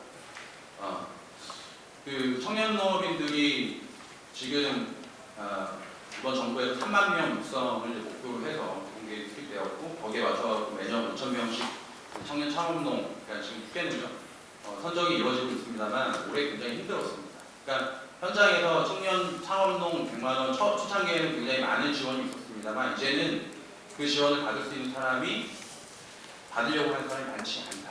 그러니까 받을 수 있는 사람들은 이미 거의 다 받았다라고 이제 봐야 되는 것이 같고요. 대부분 어떤 사람들이 받냐면 승계농이에요. 그러니까 초창기 창업농도 있었지만 창업농은 결국에 이게 유인이 안 된다라고 보이는 것입니다. 그러니까 문제는 뭐냐면 결국엔 농지 문제인데 농지 수요가 올라갔고 거기에다가 이 농지 중간 보유를 위해서 농지 은행에서도 계속 농지를 매매를 하고 있고 거기에 고령자는 은퇴하지 않는 어떤 그런 구조에서 청년 농업인들이 들어온다고 한다면 결국에는 농지 수요만 올라가는 어떤 그런 문제가 발생해서 결국에 시장 실패로 이어질 가능성이 매우 높은 것이죠. 그래서 이것이 농지가 집적될 수 있는 어떤 그런 이제 지역경영체를 통해서 농지가 집적될 수 있는 구조가 만들어지고 거기서 경영이 이루어진다면 창업농들이 들어와서 그 안에서 농지를 활용해서 자기 경영을 할 수 있게끔 하는 어떤 그런 구조가 만들어지는 것. 이게 지금 일본에서 하고 있는 어떤 그 남부로초에서 후계자가 있는 걸 중심으로 조직화가 이루어지는 어떤 그런 이제 형태들이 많이 나오고 있거든요. 계속 같은 경우에는 그런 방향들을 통해서 지역농업이 고령자가 안정적으로 은퇴할 수 있는 어떤 시스템을 만들어주고 거기에 청년 그 창업농들이 들어와서 그걸 받아서 같이 영농을 하고 그 안에 승계될 수 있는 어떤 시스템이 만들어진다면 공동경영체 앞으로의 방향은 이 농업구조 개선에 있어서 굉장히 큰 역할을 할 수 있겠다라고 생각을 하면서 마치겠습니다. 교육에 대한 방향을 제시해서 농지분에 대해서 수학적으로 말씀을 주셔서 감사합니다. 다음에는 우리 김태훈 소장님 도와주시겠어요? 예, 한국공천대위원회 김태훈입니다. 반갑습니다. 네, 오늘 토론회 들으면서 공부도 많이 하고요. 또 연구원에 또 저희들이 또 해야 될 숙제도 많이 받은 것 같습니다. 좀 잘 메모해서 향후 우리 연구원에 수행할 과제에 과제 발굴이라든지 육성하는데 참고하도록 하겠습니다. 최근에 우리 농경 이슈들이 많죠. 현안들이 많고 이런 이제 수급 가격들 이런 문제들 단기적인 이런 문제들에 논의한 자리는 꽤 있었는데 이렇게 조금 긴 호흡을 갖고 우리 농업의 구조, 농업이 앞으로 어떻게 될 것인가, 또 그 안에서 우리가 고민해야 될 해법들이 뭔가 이런 것들을 논의한 자리는 정말 간만에 이런 자리가 마련된 것 같습니다. 어쨌든 이런 귀한 자리에 이렇게 말을 할 수 있는 기회를 주셔서 고맙습니다. 앞서 발제하신 분들의 그 어떤 논리라든지 문제 제기 그리고 방안들에 대해서는 크게 뭐 이견은 없고요. 제가 조금 더 첨언을 조금 하자면 첨언해서 몇 가지 말씀드리겠습니다. 누가 저보고 한국 농업의 미래 우리 한국 농업의 제일 중요한 의제가 뭐냐라고 한다면 저는 딱 두 가지 고령화, 기후변화 대응 두 가지라는데 앞서 발제도 있었지만 지금 우리 그 2023년도에 그 경영주 65세 이상 경영주 비율 66%입니다. 제가 추세선을 쭉 끌었더니 10년 후에는 80%라고요. 그러면 65세 이상이라는 것은 결국은 타 산업에서 은퇴하실 나이 분들인데 우리 농업에서는 그분들이 80%까지 간다. 그럼 우리 농업의 어떤 미래, 생산, 또 지역 유지 이런 것들이 가능할 거냐? 지금의 우리가 단기적으로 현안에 가지고 있는 문제들이 그때 가면 여건들이 다 바뀐다는 거죠. 지금의 우리가 고민하는 해법들이 그때 가면 다른 얘기가 있을 거예요. 그래서 그런 것들을 관점을 가지고 우리가 고민을 해봐야 되는 거. 기후변화 대응은 뭐 여기서 얘기할 건 아니지만 어쨌든 우리가 기상기후, 뭐 주산지 변동 그리고 기후변화에 대한 농법에 대한 변화 이런 것들에 대해서는 우리가 계속 고민을 해야 되는 그런 과제인 것 같습니다.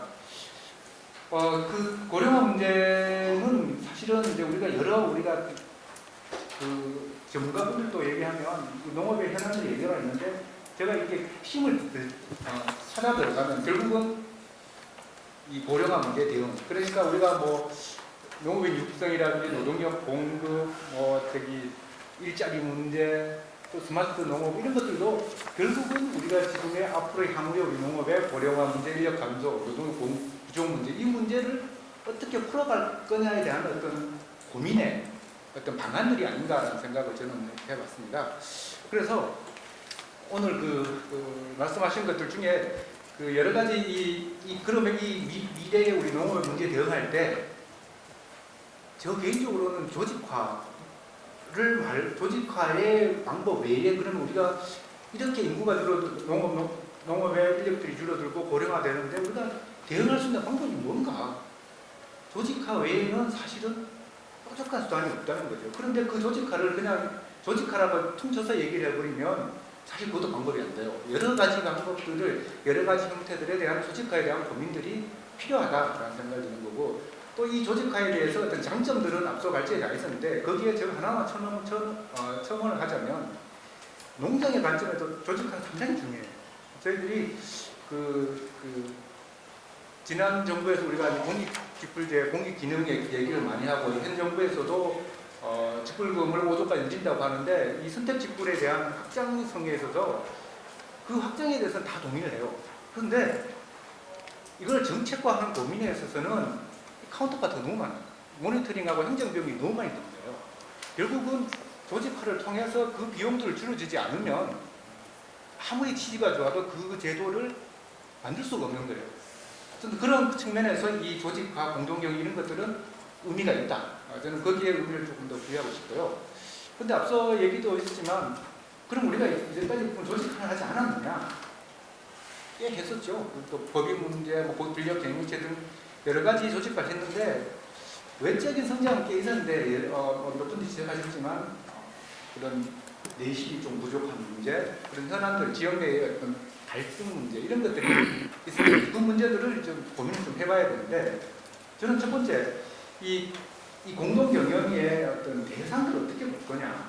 앞서 오늘 들력 경영체 쪽에서는 좀 규모 있는 농가들을 위주인데 사실 저는 조금 더 개별 규모 있는 개별 농가들이나 또는 자본지배 농가들은 그대로 가고 그 정책들은 그대로 가야 된다고 봐요. 다만 그 중소농이나 금융농들을 조금 더 우리가 이 틀 안으로 좀 조직화에 좀 틀 안에서 가져오는 방식들을 좀 고민해 봐야 되지 않는가.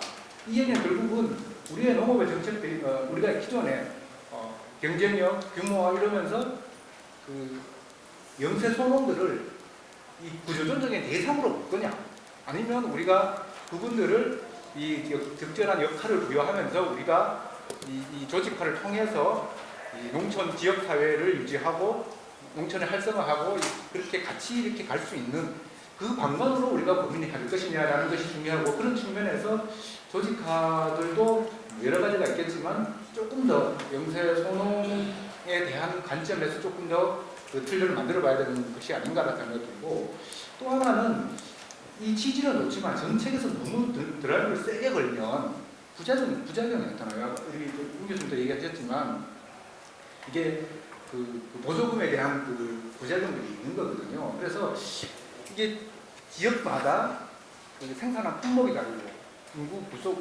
그 지역 사회의 농촌 지역 사회의 인력의 어떤 구성이 다르고 또 그 지역마다의 어떤 그런 그 뭐랄까요 그 관습이랄까 이런 것들이 다 다르기 때문에 거기에 맞는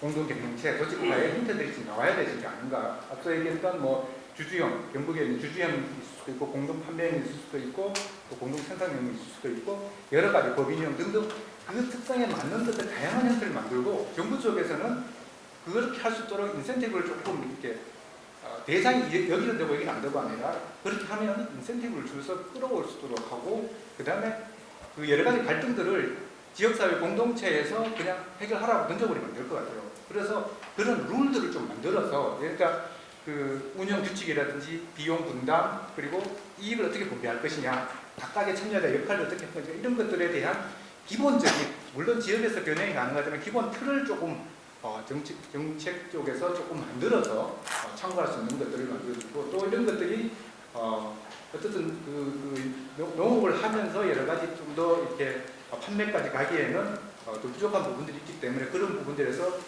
지원 조직들이 조금 만들어져서 지원해주면 어떨까 그런 생각들을 해봤습니다. 예, 이 정도로 설명하겠습니다. 예. 사실은 이제 이 공동농업경영체에서 현장에서 우리 쭉 지켜봤던 한 사람으로서 오늘 많은 얘기들이 나왔지만은 뭐 공통적인 얘기이기도 하지만 또 매우 중요한 얘기인 것 같습니다. 어쨌든 이 공동농업경영체가 우리 농업을 지키는 어떤 지킴이 역할, 저는 그 역할이 굉장히 이제 중요하게 부각되고 있다. 예전에는 뭐 어떤 식량산업을 견인하는 어떤 리더의 어떤 의미가 좀 우리가 이렇게 부여했지만은 이제 그 차원을 넘어서고 어떻게 보면 우리나라 농산업 전반에 커다란 역할이 부여되고 있는 저는 있다고 생각합니다. 그래서 실제로 이제 이런 정책을 추진할 때 결국에 이제 농산물 시장 개방화에 맞춰서 이제 이런 정책들이 만들어지고 우리 농업 경영을 어떻게 키울 것인가 고민하는 과정 속에서 이렇게 만들어져 왔는데요.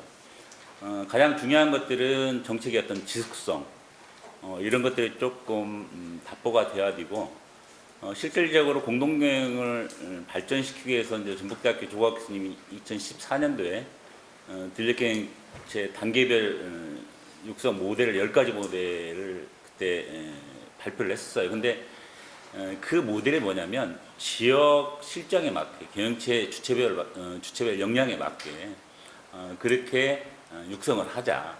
이게 지금처럼 처음에 이 공동농업 경영체가 쌀 생산자의 어떤 그 경쟁력을 강화하기 위해서 만들어졌지만 지금은 이제 이게 논의 어떤 그 쌀 생산 조절의 목적으로 또는 공이라든가 미래 어떤 작업률 향상을 목적으로 이렇게 특정지어서 이렇게 되진 않았거든요. 그래서 원래 고했던 어떤 지역 특성에 맞는 경영체 여건에 또 실력에 맞는 이런 정책 그 발전 모델이 좀 필요할 것 같고요.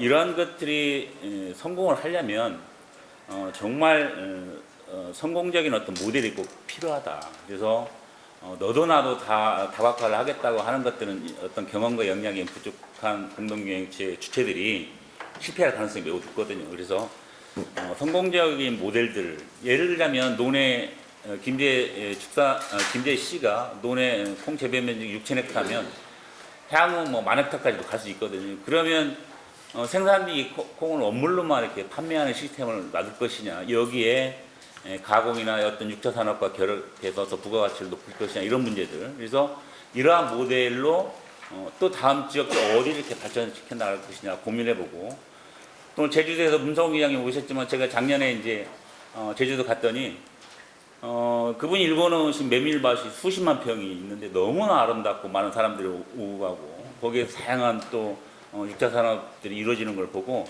아, 그 지역의 특색에 맞는 것들을 좀 해줘야겠다. 수도권에 있는 분들이 이 들리킹시에 참여가 굉장히 적거든요. 사실은 이제 농협 중심으로 많이 됐는데 그 이유가 그분들은 워낙 땅값이 비싸다 보니까 집값 상승에만 관심이 있고 이쪽에는 별로 관심이 없어요. 이게 지역마다 다 다르다는 거죠. 그래서 또 어떤 지역 가보면 도시 경비 가보면 뭐 시설 제도라든가 이렇게 또 어떤 지역 가면 과수가 또 특화되어 있고 농과 결합한 다양한 형태의 또 축산이라든가 이런 것들 구조가 있기 때문에 그 지역에 맞는 어떤 이런 모델 개발들이 좀 필요하다. 근데 우리가 이제 축산의 수직 계열에서도 좀 봤지만 어떤 긍정적인 면도 있지만 농산물은 수직 계열화보다는 수평적 계열화. 가격이 폭락하면 뭐 농협이나 이런 데에서 파라진이 난다고 농가들은 아우성 치지만 또 가격이 올라가면 또 계약적이 뭐고 또 딱 이행을 하진 않아요. 이런 구조거든요, 사실은. 그래서 생산, 가공, 유통이 어떤 수평적 계열화. 그래서 실제 생산자 조직들이 참여 지분을 갖고 들어가서 자기 책임을 다하는 그런 어떤 수평적 계열화가 좀 모델이 필요할 것 같고요. 그리고 많은 분들이 언급했지만 농촌의 저희 구조 조정의 핵심은 뭐 농지 이용도 있겠지만 저는 인력 구조 조정 문제라고 봅니다. 그래서 청년농의 유입인데 사실 뭐 부모가 영농 기반이 있는 승계농들은 영농 정착에 어려움이 없어요. 그렇지만 영농 기반이 없는 청년들은 농지업조, 기술업조, 농기계업조. 그래서 저는 차라리 이런 청년들의 이입을 촉진하려면 공동농업 경영체에다가 3년이 아니라 한 5년 정도 종사를 하면 그 청년들이 생활할 수 있는 급여를 좀 주자는 거죠. 안정적으로 생활할 수 있는.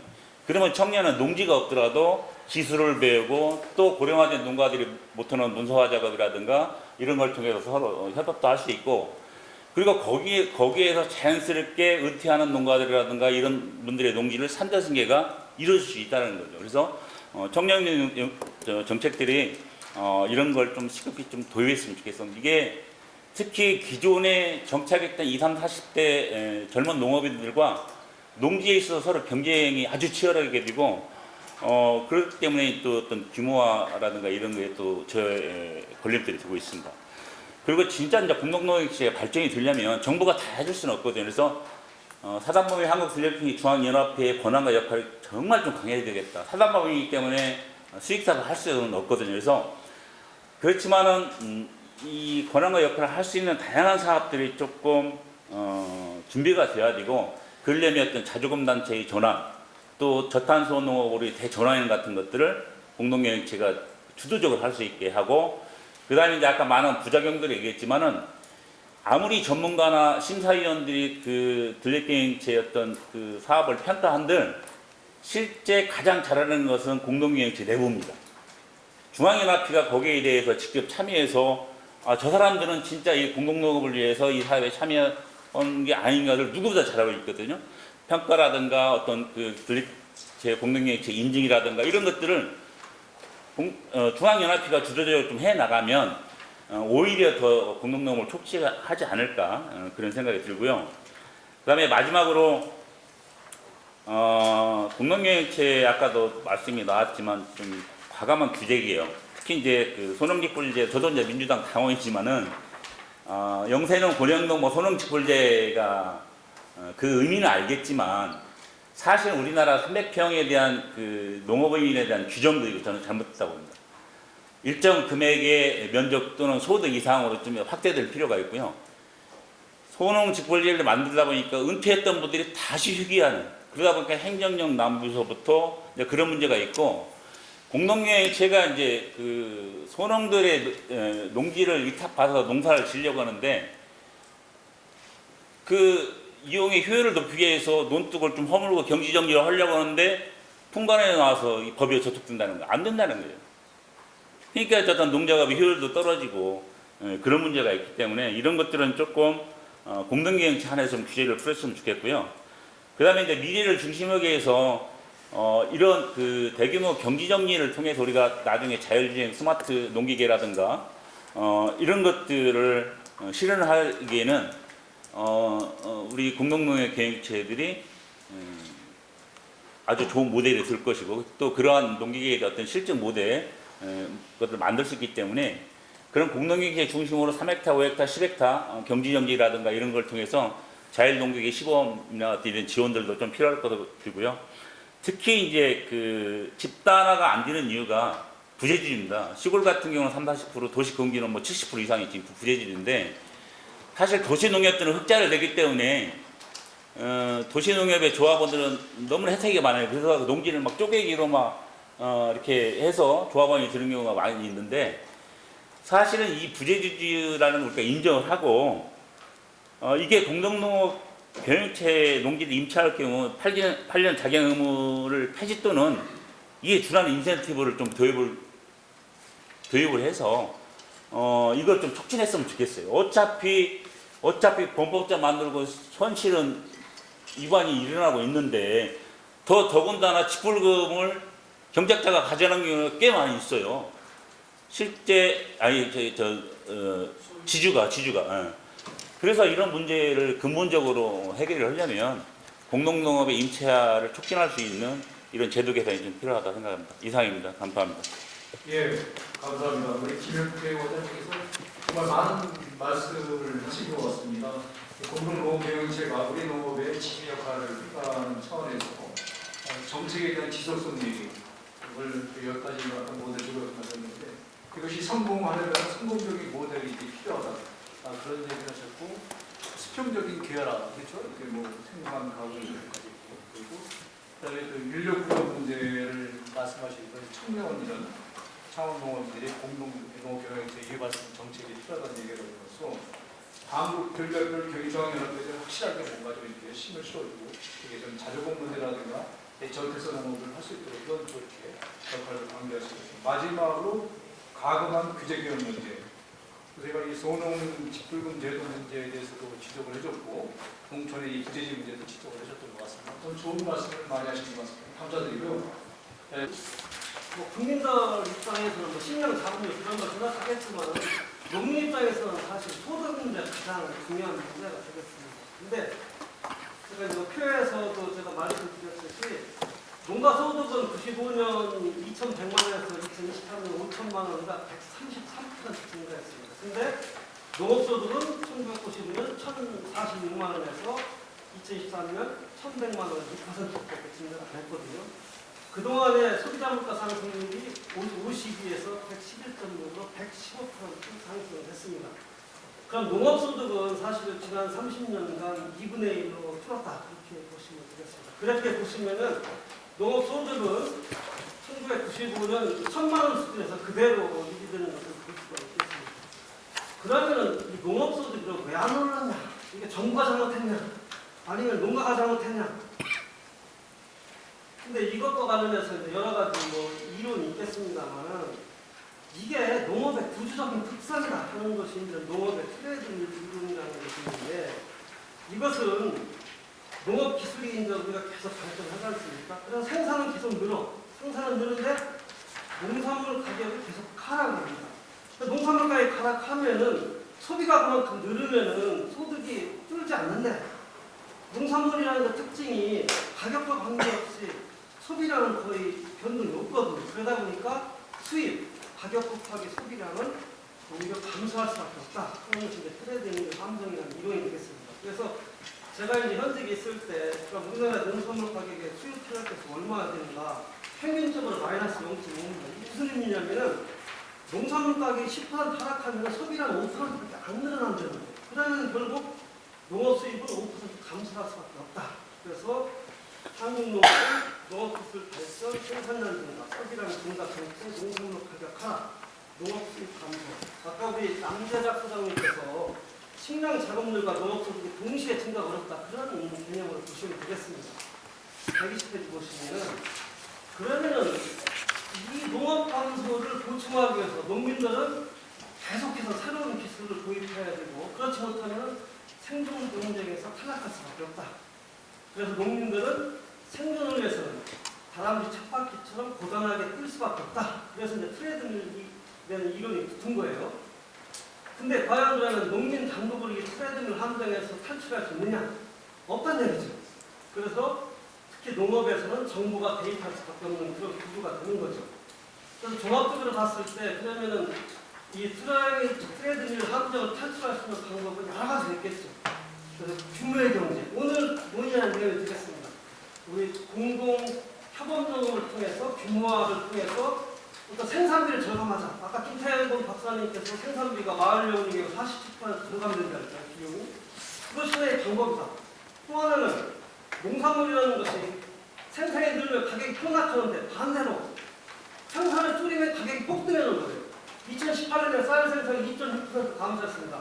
수확기 쌀 가격이 26% 급등했다는 거예요. 그러면은 우리가 쌀 가격을 높이려면 생산을 줄이는 수밖에 없는 거죠. 이론상으로 봤을 때. 그리고 신기술 장치라든가 직접 지불. 아까 2016년에 제가 이동필 장관님하고 있을 때 그때 쌀값이 13만 원까지 떨어졌습니다. 근데 그 당시 고정 변동 직불금으로 80kg 가마당 5만 원을 보조를 했어요. 그래서 18만 원을 보조해서 생각했습니다. 지금도 18만까지 쌀값이 떨어졌다는데 지금 직불금 5만 원 플러스하면은 23만 원이 되는 거죠. 그러면은 오늘의 주제가 이제 규모의 경제인데 규모의 경제 하려면은 공동농업을 통해서 뭔가 규모화를 통해서 이 문제를 극복할 수 있는 여러 가지 방법 중에 하나가 되겠습니다. 근데 우리 이제 여건은 어떠냐? 고령화. 근데 여기서 제가 일본하고 비교해 보면은 우리나라 청년농은 12%입니다. 40세 미만. 일본은 이상한 24%예요. 이것 한번 저희가 좀 연구할 필요가 있고, 아까 일부 부장한테 농지 가격.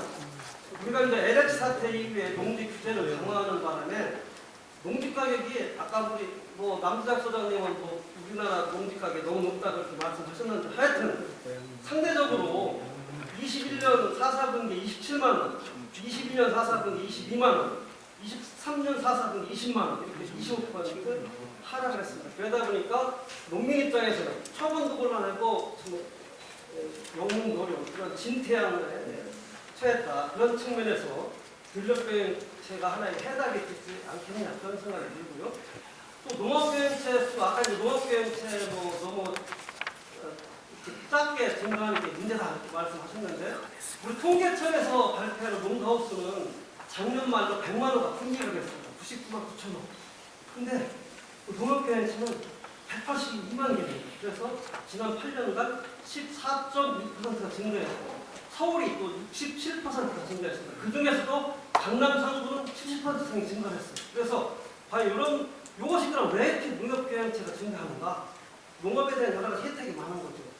농업비행체뿐만 아니라 조합원도 그동안 계속 감소했는데 2022년을 기반해서 조합원도 증가했습니다. 이것도 여러 가지 혜택을 누리고 이제 그렇게 증가하는데 과연 이 문제를 어떻게 볼 것인가? 이것을 저 사람들은 뭐 좀 사이비 농업인이니까 이것을 다 배제할 것인가?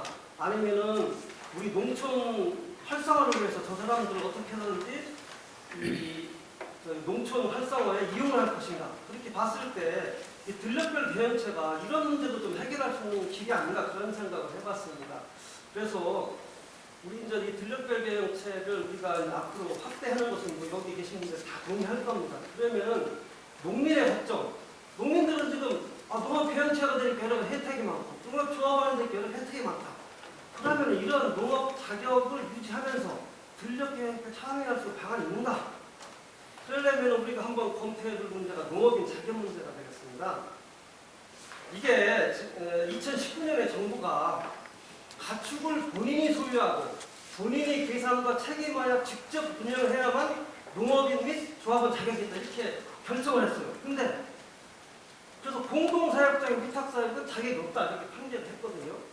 그럼 우리가 들녘비행체에다가 땅만 갖다 주고 아무런 노동력을 투입 안 했을 때 과연 그것이 현재 법상 농업이냐 여러 가지 논란의 소리가 있다는 겁니다. 그래서 앞으로 이런 문제에 대해서 우리가 좀 연구를 좀 해봐야 될 것 아닌가 하는 첫 번째 제가 이제 확대 전략을 말씀드리고 두 번째는 앞에서도 말씀하셨는데 농지 임대 문제. 작년 8월에 정부가 이제 농지 규제를 강화해서 그 전에는 농지를 소유하면 바로 농어촌공사에 농지은행에 임대할 수 있는데 이것을 3년간 소유할 경우에만 농지를 임대할 때 농지 규제를 강화했다. 그래서 근데 우리가 이거 농지 규제를 강화하더라도 이 분력별 계획체에 농지를 임대할 경우 뭔가 좀 신축성을 주는 것도 우리가 이제 오늘 분력별 계획체 참여 이런 것과 관련해서 한번 앞으로 우리가 좀 논의해볼 그런 과제가 아닌가 그런 생각이 듭니다. 혹시 김태곤 박사는 일본에는 이런 것과 관련해서 뭔가 좀 좋은 아이디어가 있었는지 한번 말씀해 주시면 네, 이상입니다. 예, 감사합니다. 제가 이 앞에서 시간 배설이어가지고 바로 우리 최명철 우리 신약 경찰관님에게 토론을 부탁드리도록 하겠습니다. 네, 신양 경찰관입니다. 오늘 그 존경하는 이덕훈 장관님 모시고 토론을 할 수 있게 되었다는 대단히 감사합니다. 특히 장관님이 현장에서 깨끗한 이야기를 많이 해주시고 후배들에게 조언을 해주신 분들에 대해 너무 감사합니다. 그리고 오래간만에 이제 교과오 우리 교수님 오랫동안 식량 분야에서는 저는 대가라고 생각합니다. 현장에서 참 오래 일을 하셨고 저희가 사무관 때부터 현장에 계신 분 식량 분야에는 아마 저보다도 훨씬 많이 아시는 분 같아요. 저희 차관님도 FAO가 계시지만 너무나 식량에 대해서 전혀 아시는 제가 뭐라고 이렇게 말할 수 있는 게 있을까 하는 생각이 듭니다. 장관님과 저희 교수님, 차관님 주신 의견을 저희가 받아서 저희 식량 분야는 산업화되고 사업 다각화가 될 수 있도록 최선을 다하겠습니다. 오늘 특히 저 같은 경우는 저희가 93년도 식량 분야는 제1차 양념계획을 단행을 합니다. 그리고 나서 95년도부터 간사유예를 저희 장관님 말씀하셨지만 20년간의 간사유예 기간이라는 게 있습니다. 그리고 저희 차관님도 금방 말씀하셨지만 거의 95년부터 현재까지 이 농업소득은 박스권이 같이 있습니다. 이 박스권을 탈출하고 농업소득이 늘어나기 위해서는 가장 중요한 게 지금 쌀의 생산을 줄여야 됩니다. 쌀 생산을 줄이지 못하면 과잉의 부작용은 너무나 큽니다. 가격이 뿐만 아니라 쌀 농가도 어렵지만 농업소 전체의 이 상승을 적게 있기 때문에 그거는 결국 전체 농업에서 활약해가지 않다 이렇게 보고 두 번째는 그럼 쌀을 줄이려면 결국 저희가 수입이 어전하고 있는 밀이나 콩이나 옥수수나 이런 타작물 재배를 늘려야 됩니다. 그래서 지금은 단지화를 하고 있는데 이제는 단지화를 넘어서 조직화와 산업화와 계열화와 사업 다각화 차원까지 지나가야 된다 이렇게 저희가 생각하고 있고요. 그런 방향으로 10년 뒤에 어떤 모습으로 이 나라에서 식량이 분배해야 될 거냐 과거 30년 동안에 저희가 깨끗한 그 굴레를 벗고 새로 식량 산업이 일어날 수 있도록 하는 방안은 뭐냐 그에 대해서 저희가 많은 고민을 하고 있고 오늘 주신 말씀들을 들어서 저희가 농지 임대라든지 많은 문제들이 해결될 수 있도록 구체적으로 이야기를 할 수 있는데 시간이 많이 되어서 알겠습니다. 예, 감사합니다. 지금까지 6분의 우리 시간. 상황이 심각하면 처방도 그게 걸맞는 처방이 아닙니다. 오늘 진단은 이동필 전 장관님 피를 토하는 이름을 말씀하셨는데 그게 진단이라고 생각해요. 그런데 나온 처방은 그럼 될까? 저는 비례하지 않는 것을 느껴졌어요. 질문을 좀 던지고 싶어요. 첫 번째 질문은 소유구조는 과연 손댈 수 없는 겁니다. 이건 신성한 겁니다. 아까 남대작 발표할 때, 소위 발표할 때 5%의 경영제가 50%의 생산량을 감당하는 구조가 농업선진국의 일반적인 구조다. 근데 이건 정해진 답인 것 같아요. 그럼 이 답으로 가지 않으면서 해결할 수 있는 방법이 과연 있느냐? 근데 오늘 들녘 경영체는 일본의 사례 그리고 좀 발전시키고 왜 일본은 여러 선진국들 중에 유일하게 일반적인 형태로 가지 않고 들녘 경영체를 통해서 아까 김정은 교수님이 그 들려 침낭동 그거는 영세 분산형 구조라고 하시잖아요. 그 영세 분산형 구조를 유지하면서 갔을까 일본은? 왜 다른 선진국과 다른 길로 일본에 갔을까? 그리고 한국은 왜 그것을 모델로 해서 지금 따라해 보려고 합니다. 저는 이 질문을 해야 될 것 같아요. 저의 시각은 이겁니다. 일본이 그렇게 갔던 이유는 영세 소능 구조를 해체하고 그 대규모 구조로 갔을 때 부담해야 할 국가가 감당해야 할 사회 보장 체계 내지 비용을 일본 회피했습니다. 일본의 사회 보장 체계는 기업 중심으로 이루어졌지 않습니까? 그 대표적인 게 종신고용이었고 농업은 종신고용 대상이 아니었지 않습니까? 그런데 그것을 마찬가지로 가려고 하면 그로 인한 사회 보장 체계나 국가 감당의 비용을 누군가 져야 되는데 일본은 그걸 회피했다. 그래서 이 집낭연동이라는 체제를 통해서 구조 개선이 아니라 부분적인 경영 개선을 하려 했던 게 아닌가? 라는 게 저의 질문이에요.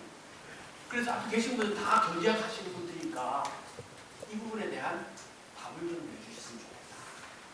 라는 것 첫째가 하나의 질문이고, 두 번째 질문은 고령화 말씀을 그렇게 하시는데 왜 은퇴 말씀 안 하십니까? 대한민국의 농업 통계가 사실상 다 의미 없는 이유는 그 고령화에서 이미 유럽으로 치면은 다 은퇴했어야 할 분들을 여전히 농업 통계에 포함시키고 있으니까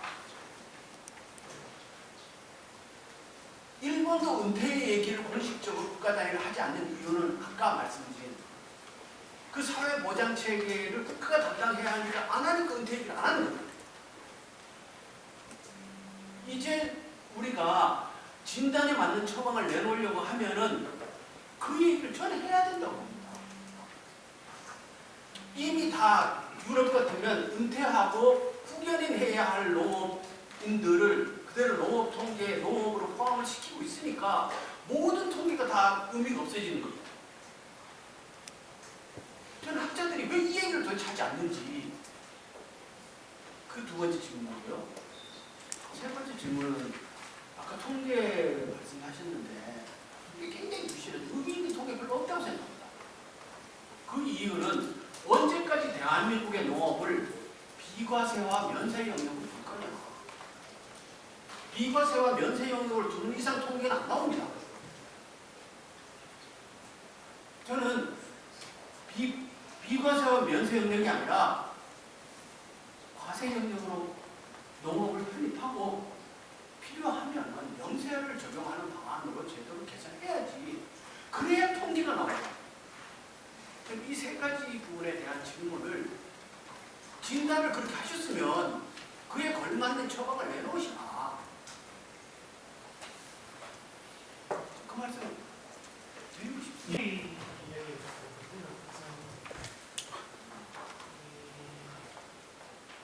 정말 제가 그 시골에 살다 보니까 이대로도서는 정말 오래 가지 못한다.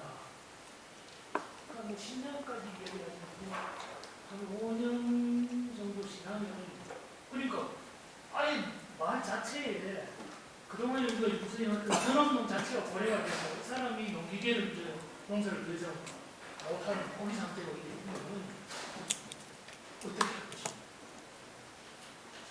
그런 점에서 이제 오늘 이런 주변경제에 대한 소위 농구조에 대한 이유를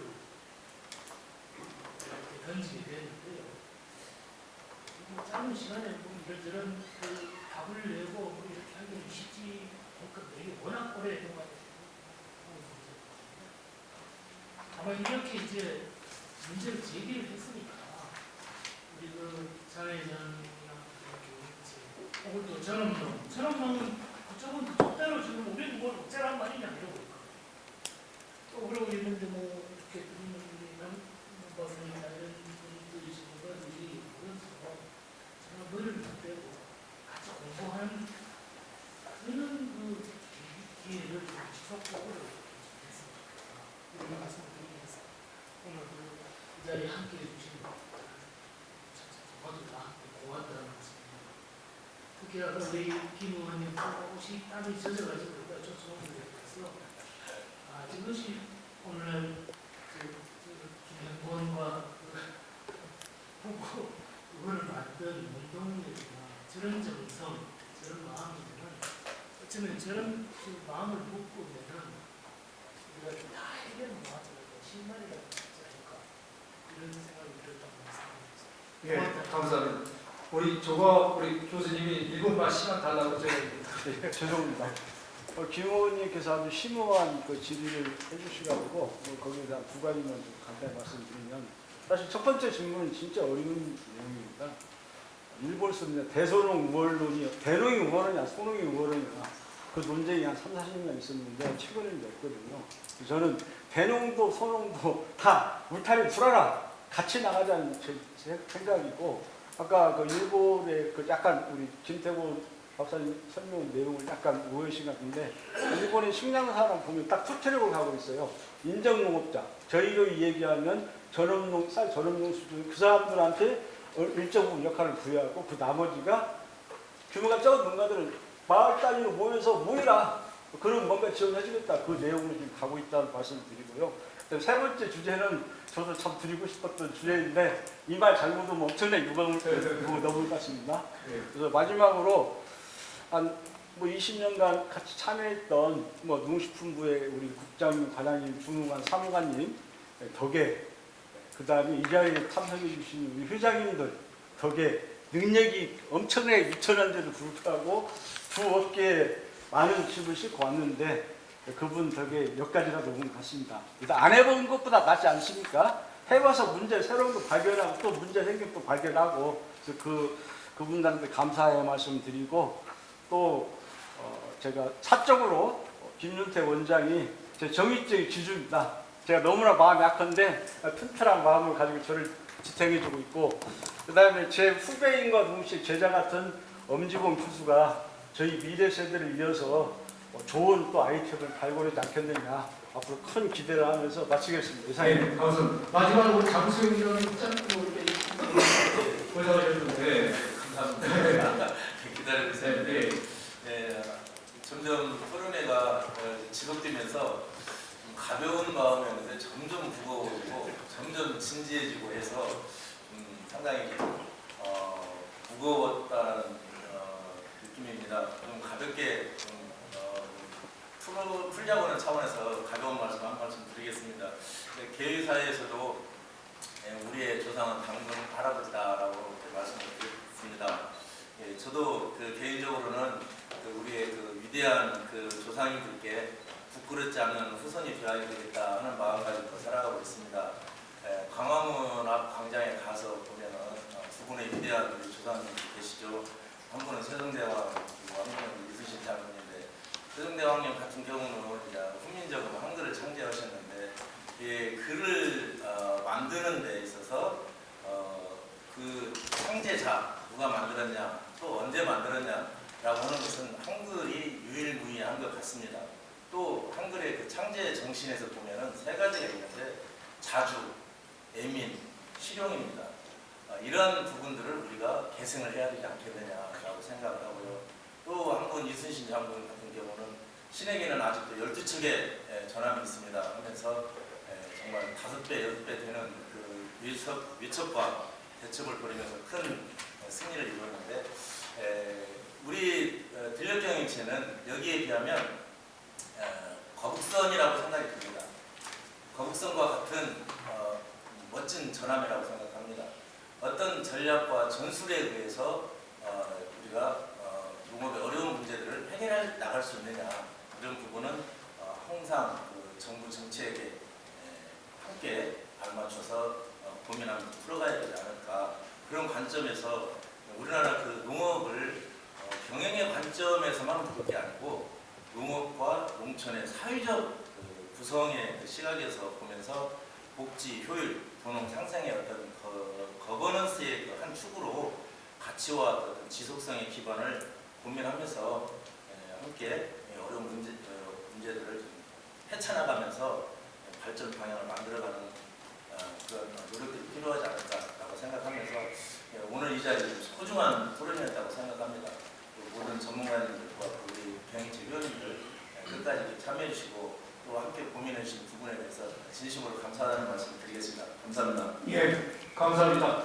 제가 짧게 말씀을 드리도록 하겠습니다. 제가 80년대에 상업농 시대를 거치면서 각급 BOP 졸업, 그리고 UR, WTO, FTA를 거치면서 한국 농업의 농정이 구조 개선 농정을 많이 수행하면서 아까 우리 장관님 말씀하셨지만 이쪽 성과도 있었지만 프로젝트가 좀 많이 남은 것 같습니다. 그 대안 중에 하나가 아마 오늘 공동경영체, 들녘의 경쟁을 준비했는데 그동안 나름대로 들녘경영체가 출발은 나름대로 성과를 했지만 오늘 프로젝트까지는 많은 지적이 나왔던 것 같습니다. 그런 부분에 대해서 뭔가 새로운 농업 구조의 모델을 만들어서 앞으로 더 발전할 수 있는 계기가 됐으면 좋겠습니다. 오늘 사실 많은 시간을 드렸어야 되는데 시간 관계에서 제가 못드린 점을 위하시고요. 네 분의 주요 발표와 아주 뜨거운 6분의 종목 토론 수고 많으셨다고 격려 말씀드리고 오늘 끝까지 또 이렇게 경청해 모든 분들께 감사드립니다. 감사합니다. 수고 많으셨습니다.